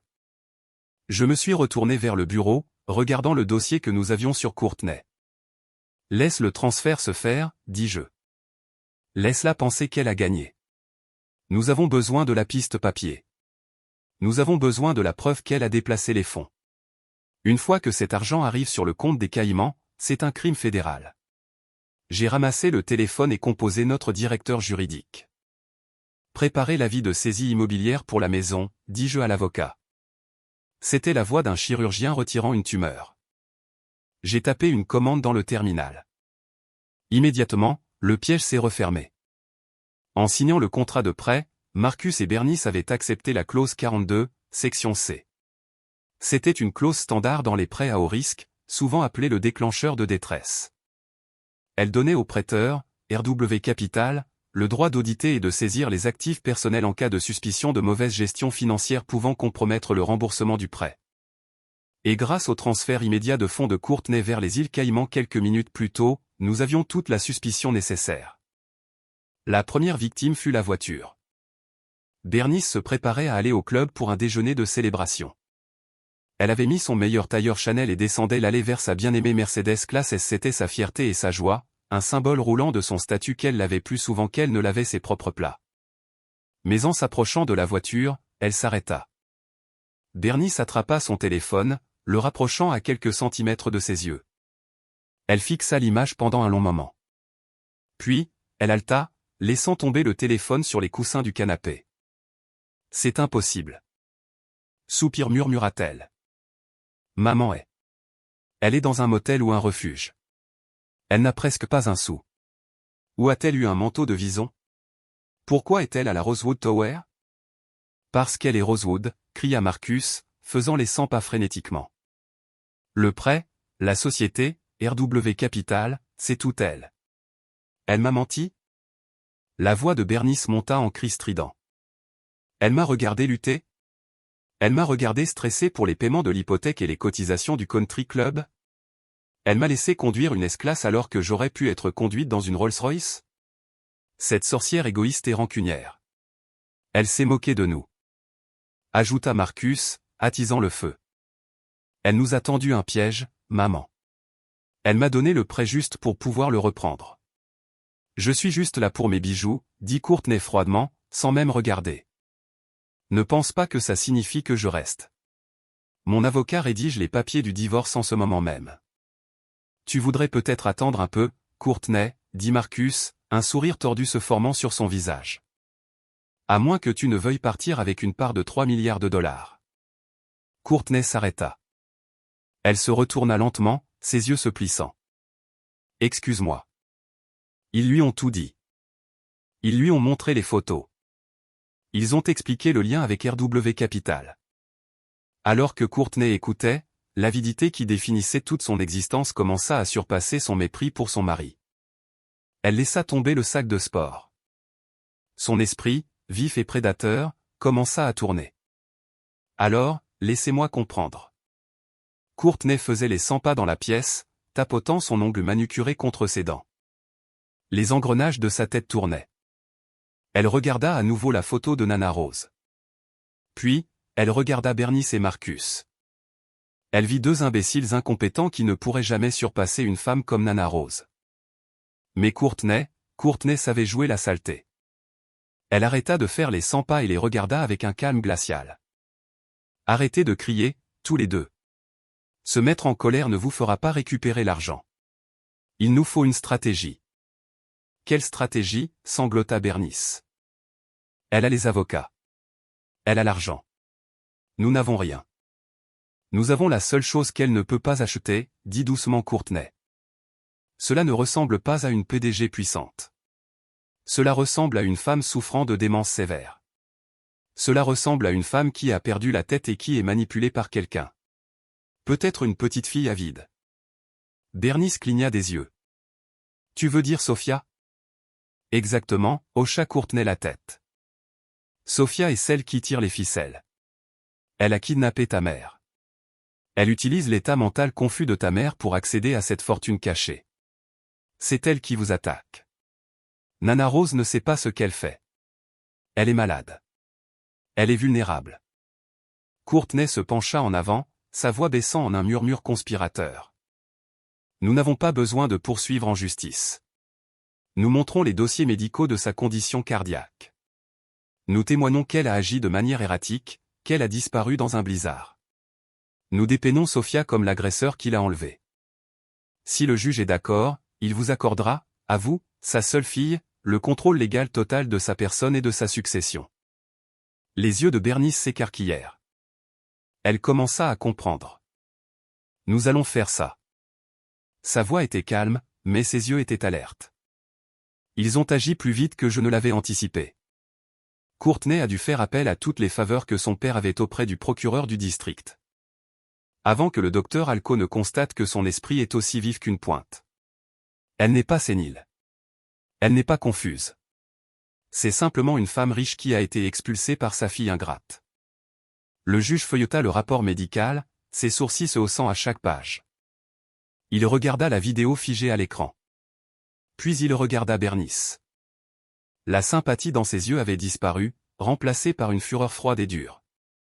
Madame Vanderbilt, dit le juge, sa voix résonnant. Vous êtes entrée dans mon tribunal et vous vous êtes parjurée.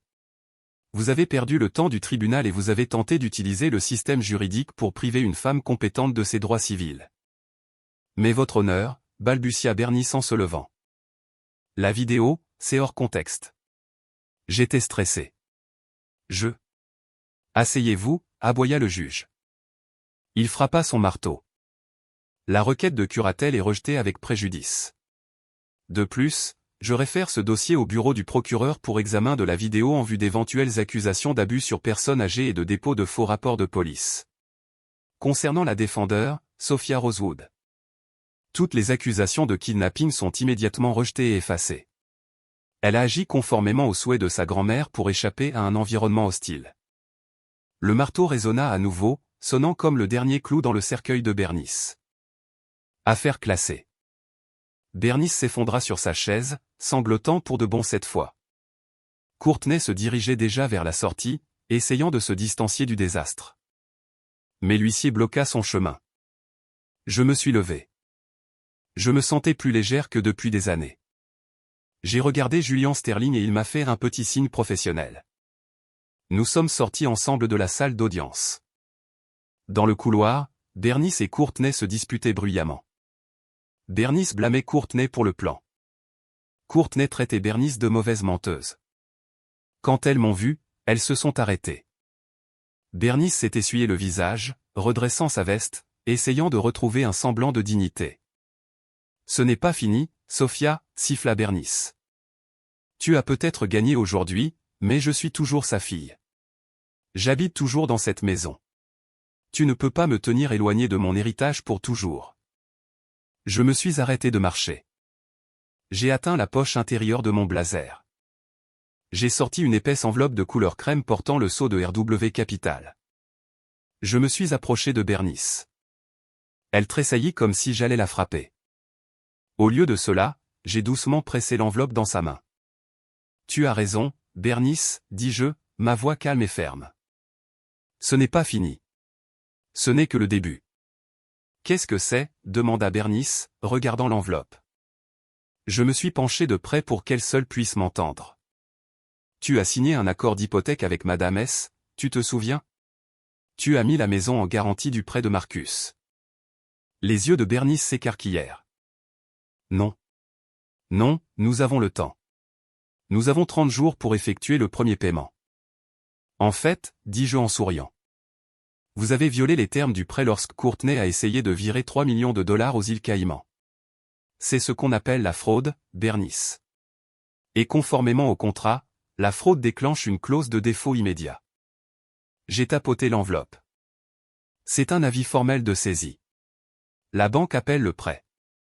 Comme vous n'avez pas 5 millions de dollars, la banque prend la maison. Tu as 24 heures pour quitter les lieux. Si tu n'es pas sorti d'ici midi demain, le shérif t'y conduira. Et Bernice, je me suis tourné pour partir, m'arrêtant juste assez longtemps pour délivrer le coup final. Assure-toi de prendre tes déchets avec toi.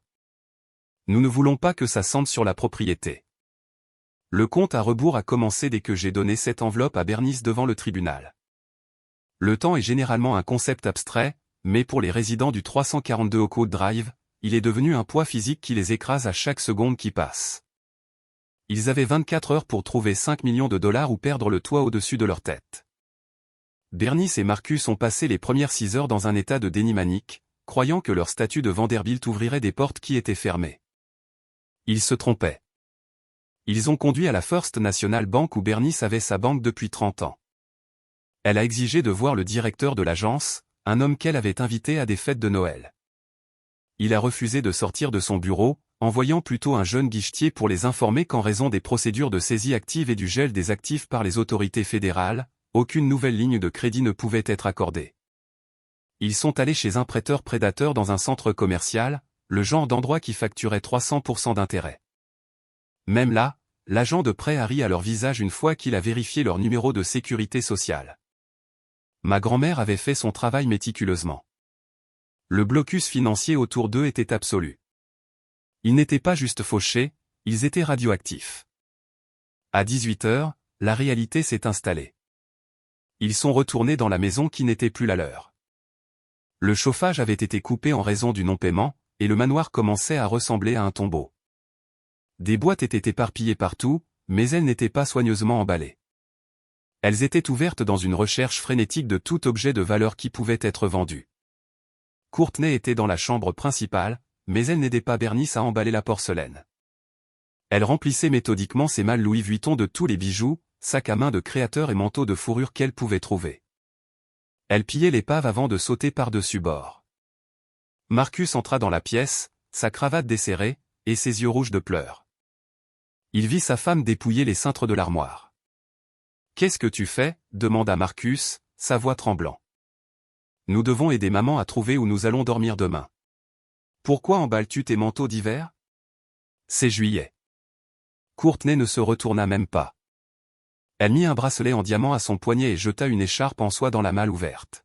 « Je ne vais pas où tu vas, Marcus. Mon père a envoyé une voiture. Elle sera là dans 10 minutes. Je retourne en ville. » Marcus se figea. Tu me quittes? Maintenant? Au milieu de tout ça?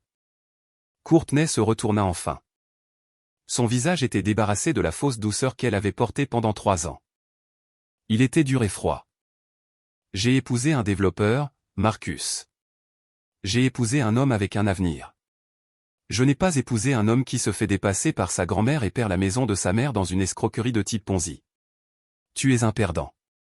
Et pire que ça, tu es pauvre. Elle ferma le sac, le son fort et définitif dans la pièce vide. Je suis resté à tes côtés quand je pensais que tu allais hériter de milliards, mais maintenant tu n'es rien. Tu es un homme de 40 ans sans emploi, sans maison, et une mère qui sera un fardeau pour le reste de ta vie. Je coupe mes pertes. Elle attrapa la poignée de sa valise et essaya de le dépasser. Marcus, la panique montant dans sa poitrine, lui attrapa le bras. Tu ne peux pas faire ça, Courtney. Tu as signé les papiers aussi. C'est toi qui as dit à maman de le faire. Tu es ma femme. Courtney regarda sa main sur son bras avec dégoût. Elle ne cria pas. Elle ne pleura pas. Elle réagit simplement avec le même dédain physique que Marcus avait montré à Nana Rose. Elle le poussa. Ce n'était pas une poussée ludique. C'était une poussée violente de ses paumes contre sa poitrine, mettant tout son poids derrière. Marcus, pris au dépourvu, trébucha en arrière. Son pied attrapa le bord du tapis, et il tomba lourdement. Il resta là un moment, étourdi, regardant le plafond. La position était étrangement familière. C'était exactement l'endroit où le fauteuil roulant de Nana avait été garé lorsqu'il l'avait poussé. C'était exactement l'angle d'impuissance que Nana devait avoir ressenti lorsqu'il se penchait sur elle. L'univers ne le punissait pas seulement. Il se moquait de lui. Courtney se tenait au-dessus de lui, regardant vers le bas, non pas avec inquiétude, mais avec pitié. Pathétique, cracha-t-elle. Elle sortit de la pièce, traînant sa valise derrière elle. Marcus écouta le clic-clac de ses talons dans les escaliers. Il entendit la porte d'entrée s'ouvrir. Il entendit le moteur d'une voiture tourner dehors. Et puis, il entendit le silence revenir. En bas, Bernice était assise dans la cuisine sombre. Elle avait entendu la dispute. Elle avait entendu Courtney partir. Mais elle n'a pas bougé. Elle tenait son téléphone, fixant un numéro qu'elle avait composé 1000 fois auparavant pour demander des faveurs. Elle appuya sur appel. Dans le Penthouse, j'étais assise près de la fenêtre, regardant les lumières de la ville. Mon téléphone vibra. J'ai vu le nom, Bernice. J'ai décroché. Je n'ai rien dit.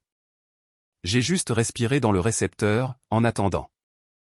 Sophia? La voix de Bernice était rauque. Elle avait l'air d'avoir vieilli de 20 ans en un jour. Je suis là, Bernice, dis-je doucement. Tu dois arrêter ça. Sa voix se durcit soudainement, passant du désespoir à la colère. Ça suffit. Nous avons appris notre leçon. Courtney a quitté Marcus. Nous sommes seuls. Nous avons peur. Es-tu heureuse maintenant? Je ne suis pas heureuse, Bernice, répondis-je. Il ne s'agit pas de bonheur. Il s'agit de conséquences. Tu m'écoutes, Sophia, claqua Bernice, son ancienne arrogance reprenant comme une braise mourante. Tu ne peux pas vraiment nous expulser. Je suis ta mère. Je t'ai donné la vie. J'ai mis un toit au-dessus de ta tête pendant 32 ans. Tu me dois. Je ne te dois rien, dis-je froidement. Nana a payé pour ce toit. J'ai payé les courses. Tu as juste pris le crédit. Je ne pars pas, hurla Bernice au téléphone, sa voix résonnant dans la maison vide. Je ne vais nulle part. C'est ma maison. Tu n'enverras pas le shérif parce que tu es faible. Tu es une servante, Sophia. Tu as toujours été une servante. Tu n'as pas les tripes de jeter ta propre mère à la rue. J'ai écouté ses menaces. J'ai écouté sa tentative de me bully une dernière fois, pensant que la biologie était un bouclier qui la protégerait de la loi. Elle n'avait toujours pas compris. Elle pensait toujours que j'étais la fille qui avait peur d'elle. Non, Bernice, dis-je, ma voix ferme et calme. Je ne te jetterai pas dans la rue. Les agents le feront. Tu reniflement n'oserais pas, siffla Bernice. Les gens parleront. Les voisins verront. Tu seras la fille qui a expulsé sa mère. Tu seras une paria. Je préférerais être une paria qu'une victime, dis-je. J'ai raccroché le téléphone. J'ai regardé Nana Rose, qui était assise dans son fauteuil roulant près du feu sirotant du thé. Elle me regarda, levant un sourcil. Est-ce qu'elle emballe? Demanda Nana. Non, dis-je, posant le téléphone sur la table. Elle me menace. Elle pense que je bluffe. Nana soupira, secouant la tête. Alors elle va avoir un très mauvais réveil demain midi. J'ai regardé l'horloge au mur. Il restait 12 heures. La dernière nuit à Oakwood Drive avait commencé. Et pour la première fois de ma vie, j'ai dormi profondément, sachant que la justice n'arrivait pas seulement, elle était déjà là. Le soleil brillait sur Oakwood Drive, projetant de longues ombres vives sur les pelouses impeccables du quartier. Il était exactement 12 heures. L'échéance était arrivée. Le silence qui avait enveloppé le numéro 342 pendant les dernières 24 heures fut soudainement brisé non pas par un cri, mais par le grondement mécanique bas d'engins lourds. Les voisins qui avaient passé des années à envier les fêtes de Bernice et à juger ces scandales alignaient maintenant les trottoirs, leur téléphone levé enregistrant la chute de la dynastie. Ils sentaient le sang dans l'eau. Je suis arrivé dans le premier véhicule d'un cortège qui ressemblait plus à une visite présidentielle qu'à une expulsion. Le SUV noir s'est arrêté juste sur le trottoir. Michael a ouvert la porte et je suis sorti. Je ne portais plus les vêtements surdimensionnés que Bernice me jetait autrefois. Je portais un tailleur blanc sur mesure qui brillait comme une armure au soleil. Derrière moi, Nana Rose descendait dans son fauteuil roulant, ressemblant à une reine revenant pour conquérir une province rebelle. Nous n'avons pas regardé les voisins. Nous avons regardé la maison. Elle se tenait là, un monument à la vanité. Les piliers coloniaux, les fenêtres surdimensionnées, le garage 3 voitures qui était maintenant vide. C'était une belle coquille pourrie de l'intérieur par les gens qui y vivaient. Bernice sortit de la porte d'entrée. Elle portait une robe de chambre en soie, les cheveux non lavés, son visage un masque de panique et de rage. Marcus trébucha derrière elle, ressemblant à un fantôme. « Vous ne pouvez pas faire ça !» cria Bernice, se précipitant dans l'allée pieds nus. « Éloigne-toi de ma maison. J'ai appelé la police. Ils vont venir vous arrêter pour intrusion. » Je suis resté ferme, mes mains jointes calmement devant moi. J'ai attendu qu'elle soit assez proche pour voir la pitié dans mes yeux. « La police est déjà là, Bernice, dis-je, désignant les 2 voitures de police garées tranquillement au bout du bloc. Ils sont là pour maintenir la paix pendant que le propriétaire légitime récupère la propriété, et ce propriétaire n'est pas toi. » Bernice s'arrêta de halter. Elle regarda le bulldozer jaune lourd garé dans la rue, son moteur tournant avec un grondement menaçant. Elle regarda les hommes en casque debout près du camion tenant des plans. « Qu'est-ce que c'est » murmura-t-elle, pointant la machine. « Pourquoi y a-t-il un bulldozer ?»« Parce que nous ne faisons pas que reprendre la maison, dis-je, ma voix portant clairement dans l'air vif. Nous l'effaçons. » La foule de voisins murmura. Des téléphones flashèrent. Bernice regarda autour d'elle, réalisant qu'elle était le centre d'un spectacle public. Son narcissisme refit surface une dernière fois, tentant désespérément de réécrire le récit. « C'est ma fille » cria-t-elle, se tournant vers les voisins, écartant largement les bras. Reniflement, regardez ce qu'elle fait à sa propre mère. Elle m'a volé mon argent. Elle est abusive. Elle est mentalement instable. Je m'avançai, coupant sa performance. Je ne suis pas seulement ta fille, Bernice. Je m'appelle Sophia Rosewood, et je suis la PDG de Rosewood Capital, l'entreprise que tu as escroquée. Tu as signé un contrat. Tu as violé les termes. Tu as perdu l'actif. Ce n'est pas un conflit familial. C'est une transaction commerciale, et tu es mauvaise pour les affaires. Le poids de mon titre flotta dans l'air. Les voisins commencèrent à murmurer. Rosewood Capital. La société holding milliardaire? La réalisation se propagea dans la foule. La fille de service était la patronne. Soudain, un taxi jaune crissa pour s'arrêter derrière le bulldozer. La porte s'ouvrit et Courtney sauta dehors. Elle avait dû voir les nouvelles. Elle avait dû voir le direct de l'hélicoptère de nouvelles qui tournait au-dessus. Elle a vu le SUV. Elle a vu le costume cher. Mais surtout, elle a vu le pouvoir. Courtney a couru devant la police, ses talons claquant sur l'asphalte. Elle a ignoré Marcus, qui était assis sur le trottoir, la tête entre les mains. Elle a couru droit vers moi, un large sourire essoufflé plaqué sur son visage. « Sophia » cria-t-elle, ouvrant ses bras comme si nous étions des amis perdus depuis longtemps. « Oh, Dieu merci, j'ai vu les nouvelles. J'étais tellement inquiète pour toi. » Elle a essayé de pénétrer dans mon espace, mais Michael s'est déplacé plus vite que la foudre. Il s'est interposé entre nous, son corps massif bloquant son chemin comme un mur. Courtney s'est écrasée contre sa poitrine et a titubé en arrière.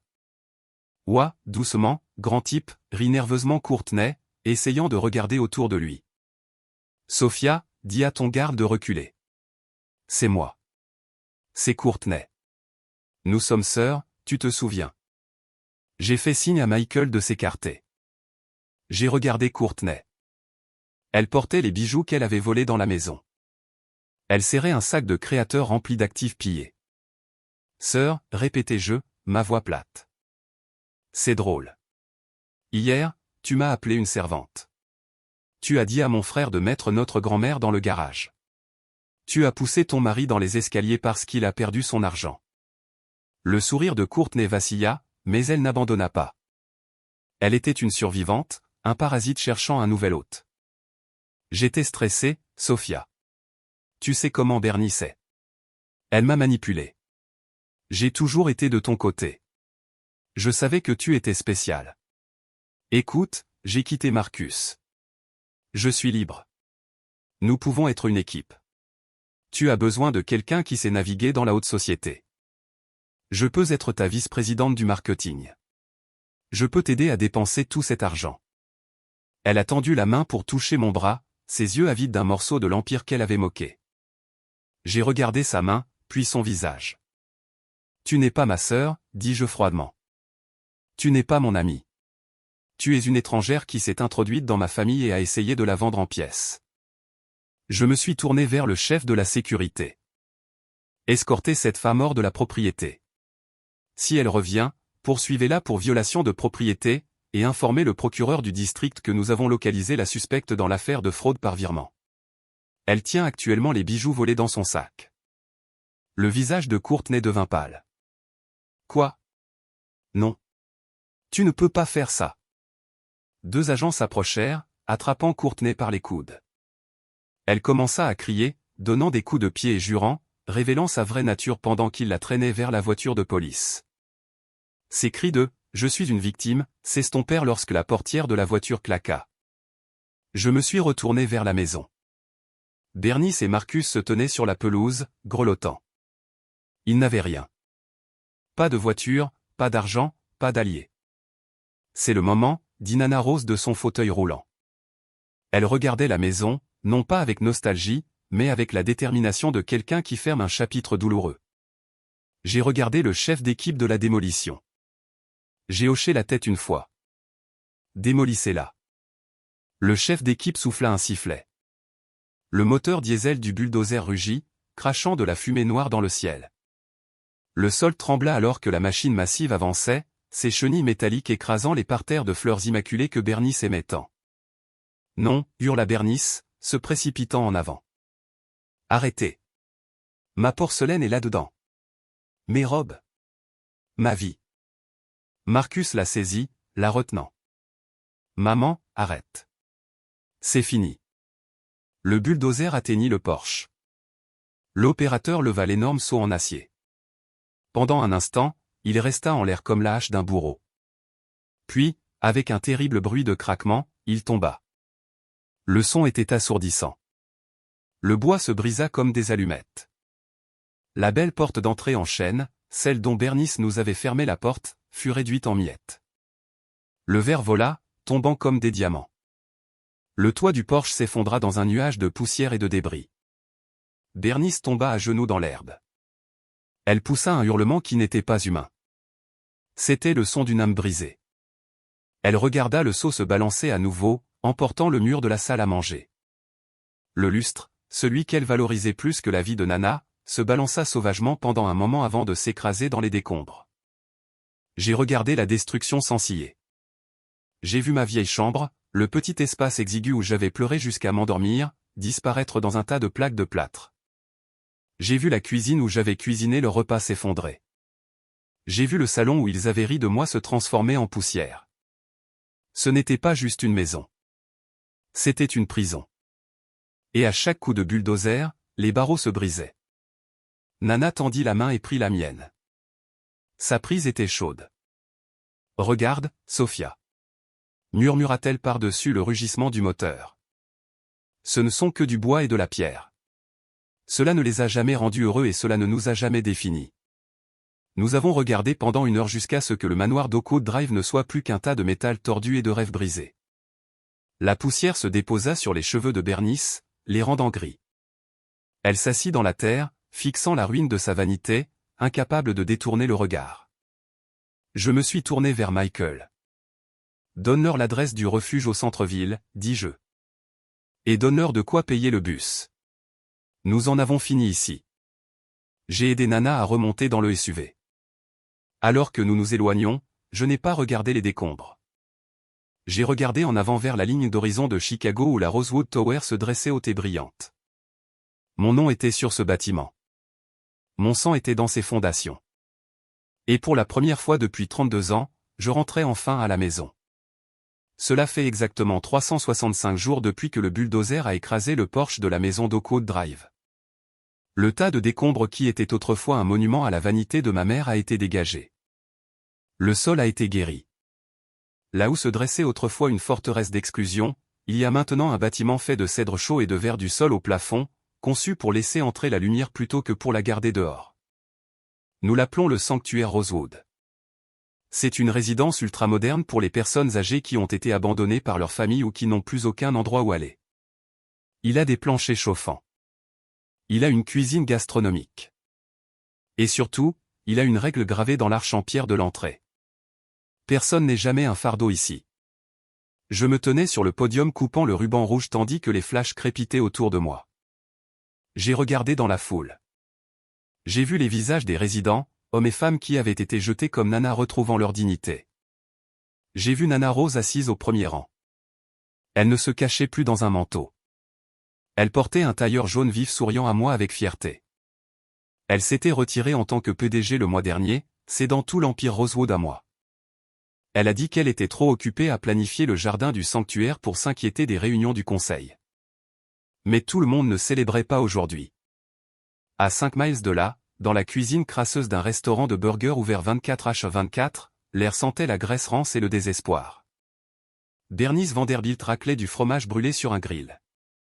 Ses tailleurs Chanel avaient disparu depuis longtemps, vendus à une boutique de dépôt-vente pour payer la caution d'un studio au sous-sol qu'elle partage maintenant avec Marcus. Sa manucure était un lointain souvenir. Ses mains rouges écloquées par l'huile chaude. « Commande servie » cria un manager. C'était un garçon de 19 ans avec une mauvaise attitude. Le genre de personne que Bernice avait l'habitude d'interpeller d'un claquement de doigts. Maintenant, il était son patron. Bernice essuya ses mains sur son tablier taché et attrapa le plateau. Elle se dirigea vers le comptoir, ses pieds endoloris dans des baskets bon marché. Elle regarda la télévision montée dans un coin de la salle à manger. Elle était réglée sur le journal local. À l'écran, elle me vit. Elle vit les plans d'hélicoptère du nouveau sanctuaire. Elle vit le titre défilant en bas. Sophia Rosewood, la plus nouvelle philanthrope milliardaire de Chicago. Bernice se figea, fixant l'image de la fille qu'elle avait abandonnée. La fille qui était maintenant assise sur un trône d'or alors qu'elle raclait les sols pour un salaire minimum. « Eh, madame, où sont mes frites » cria un client en tapant sur le comptoir. Bernice tressaillit. Elle regarda le client. C'était une femme avec un beau manteau tenant un sac de créateur. Pendant une fraction de seconde, Bernice se vit, et cela la dégoûta. « J'arrive. » murmura Bernice, sa voix creuse. À l'arrière de la cuisine, Marcus passait la serpillière. Il avait l'air plus âgé. L'arrogance qui le définissait avait disparu, remplacée par une courbure permanente de défaite. Il s'arrêta, s'appuyant sur le manche de la serpillière pour regarder la télévision. Il vit la Rosewood Tower percer la ligne d'horizon en arrière-plan du reportage. Elle se dressait, haute et inébranlable, un rappel constant de la naissance qu'il avait vendue contre la promesse d'argent facile. Il ne pleura pas. Il ne cria pas. Il fixa simplement la tour sachant qu'il passerait le reste de sa vie à la regarder d'en bas, du caniveau. Ils n'avaient pas seulement perdu leur argent. Ils avaient perdu le privilège de l'ignorance. Chaque jour était une leçon d'humilité qu'ils avaient refusé d'apprendre lorsqu'ils étaient riches. Bien au-dessus de la ville, loin de l'odeur de graisse et de regret, les pales de l'hélicoptère Rosewood coupaient l'air crépusculaire. Nous survolions le lac, regardant le coucher de soleil derrière la ligne d'horizon, transformant l'eau en or liquide. Je me suis assise en face de Nana, tenant un verre de champagne millésimé. Cette fois, nous ne fuyions pas un blizzard. Nous faisions un tour d'honneur. Tu as bien fait, gamine, dit Nana en regardant la ville qu'elle avait conquise 2 fois, une fois dans l'ombre et une fois à la lumière. Tu as transformé un lieu de traumatisme en un lieu de guérison. Ton grand-père serait fier. Je la regardais. Je suis fier de nous, Nana. Nous n'avons pas seulement survécu. Nous avons évolué. J'ai regardé la grille de la ville. Quelque part en bas, dans le labyrinthe des rues, Bernice et Marcus finissaient leur quart, rentrant chez eux dans un appartement froid. Une partie de moi, l'ancienne Sophia, ressentit une pointe de pitié. Mais la nouvelle Sophia, la PDG, se souvenait du vent froid de la veille de Noël. Je me souvenais du son du verrou qui se fermait. Je me suis tourné vers la caméra, m'adressant aux millions de personnes qui avaient suivi notre voyage. Ils disent que le sang est plus épais que l'eau. Ils disent qu'il faut pardonner à la famille quoi qu'il arrive parce qu'ils sont tout ce que vous avez. Mais je suis là pour vous dire que c'est un mensonge. La famille n'est pas une licence pour abuser. Ce n'est pas un bouclier pour la cruauté. J'ai pris une gorgée de champagne, sentant les bulles danser sur ma langue. Parfois, il faut regarder les gens qu'on aime et réaliser que ce sont eux qui tiennent le couteau. Et parfois, pour sauver le corps, il faut couper le tissu nécrotique. Je n'ai pas perdu ma famille en quittant cette maison. Je me suis sauvé. J'ai filtré les parasites pour pouvoir enfin respirer. J'ai regardé Nana qui levait son verre en toast. Alors, si vous êtes dehors debout dans le froid, vous demandant si vous êtes assez forte pour partir, écoutez-moi. Vous l'êtes. L'hélicoptère attend. Tout ce que vous avez à faire, c'est de monter à bord. J'ai souri alors que le pilote inclinait l'avion vers la Rosewood Tower, nous ramenant à la maison. C'est Sophia Rosewood qui vous parle. Et souvenez-vous, la meilleure vengeance n'est pas de détruire vos ennemis. C'est de vivre une vie si belle qu'ils ne peuvent pas la supporter. La vérité la plus douloureuse que j'ai apprise est que l'ADN partagé ne garantit pas la loyauté. Pendant des années, j'ai confondu endurer l'abus avec le devoir familial, croyant que ma valeur dépendait de leur validation. Mais debout dans la neige ce soir de fête de l'Action de grâce, j'ai enfin réalisé que la vraie famille n'est pas faite de qui vous est né, mais de qui se tient à vos côtés quand le monde devient froid. On ne peut pas guérir dans le même environnement qui nous a brisés. Le vrai pouvoir vient du courage de couper le poids mort pour se sauver soi-même. Si cette histoire vous a inspiré à choisir votre propre paix plutôt que des attentes toxiques, veuillez cliquer sur j'aime et vous abonner. Avez-vous déjà dû vous éloigner d'un membre de votre famille pour survivre? Je veux entendre votre histoire dans les commentaires ci-dessous.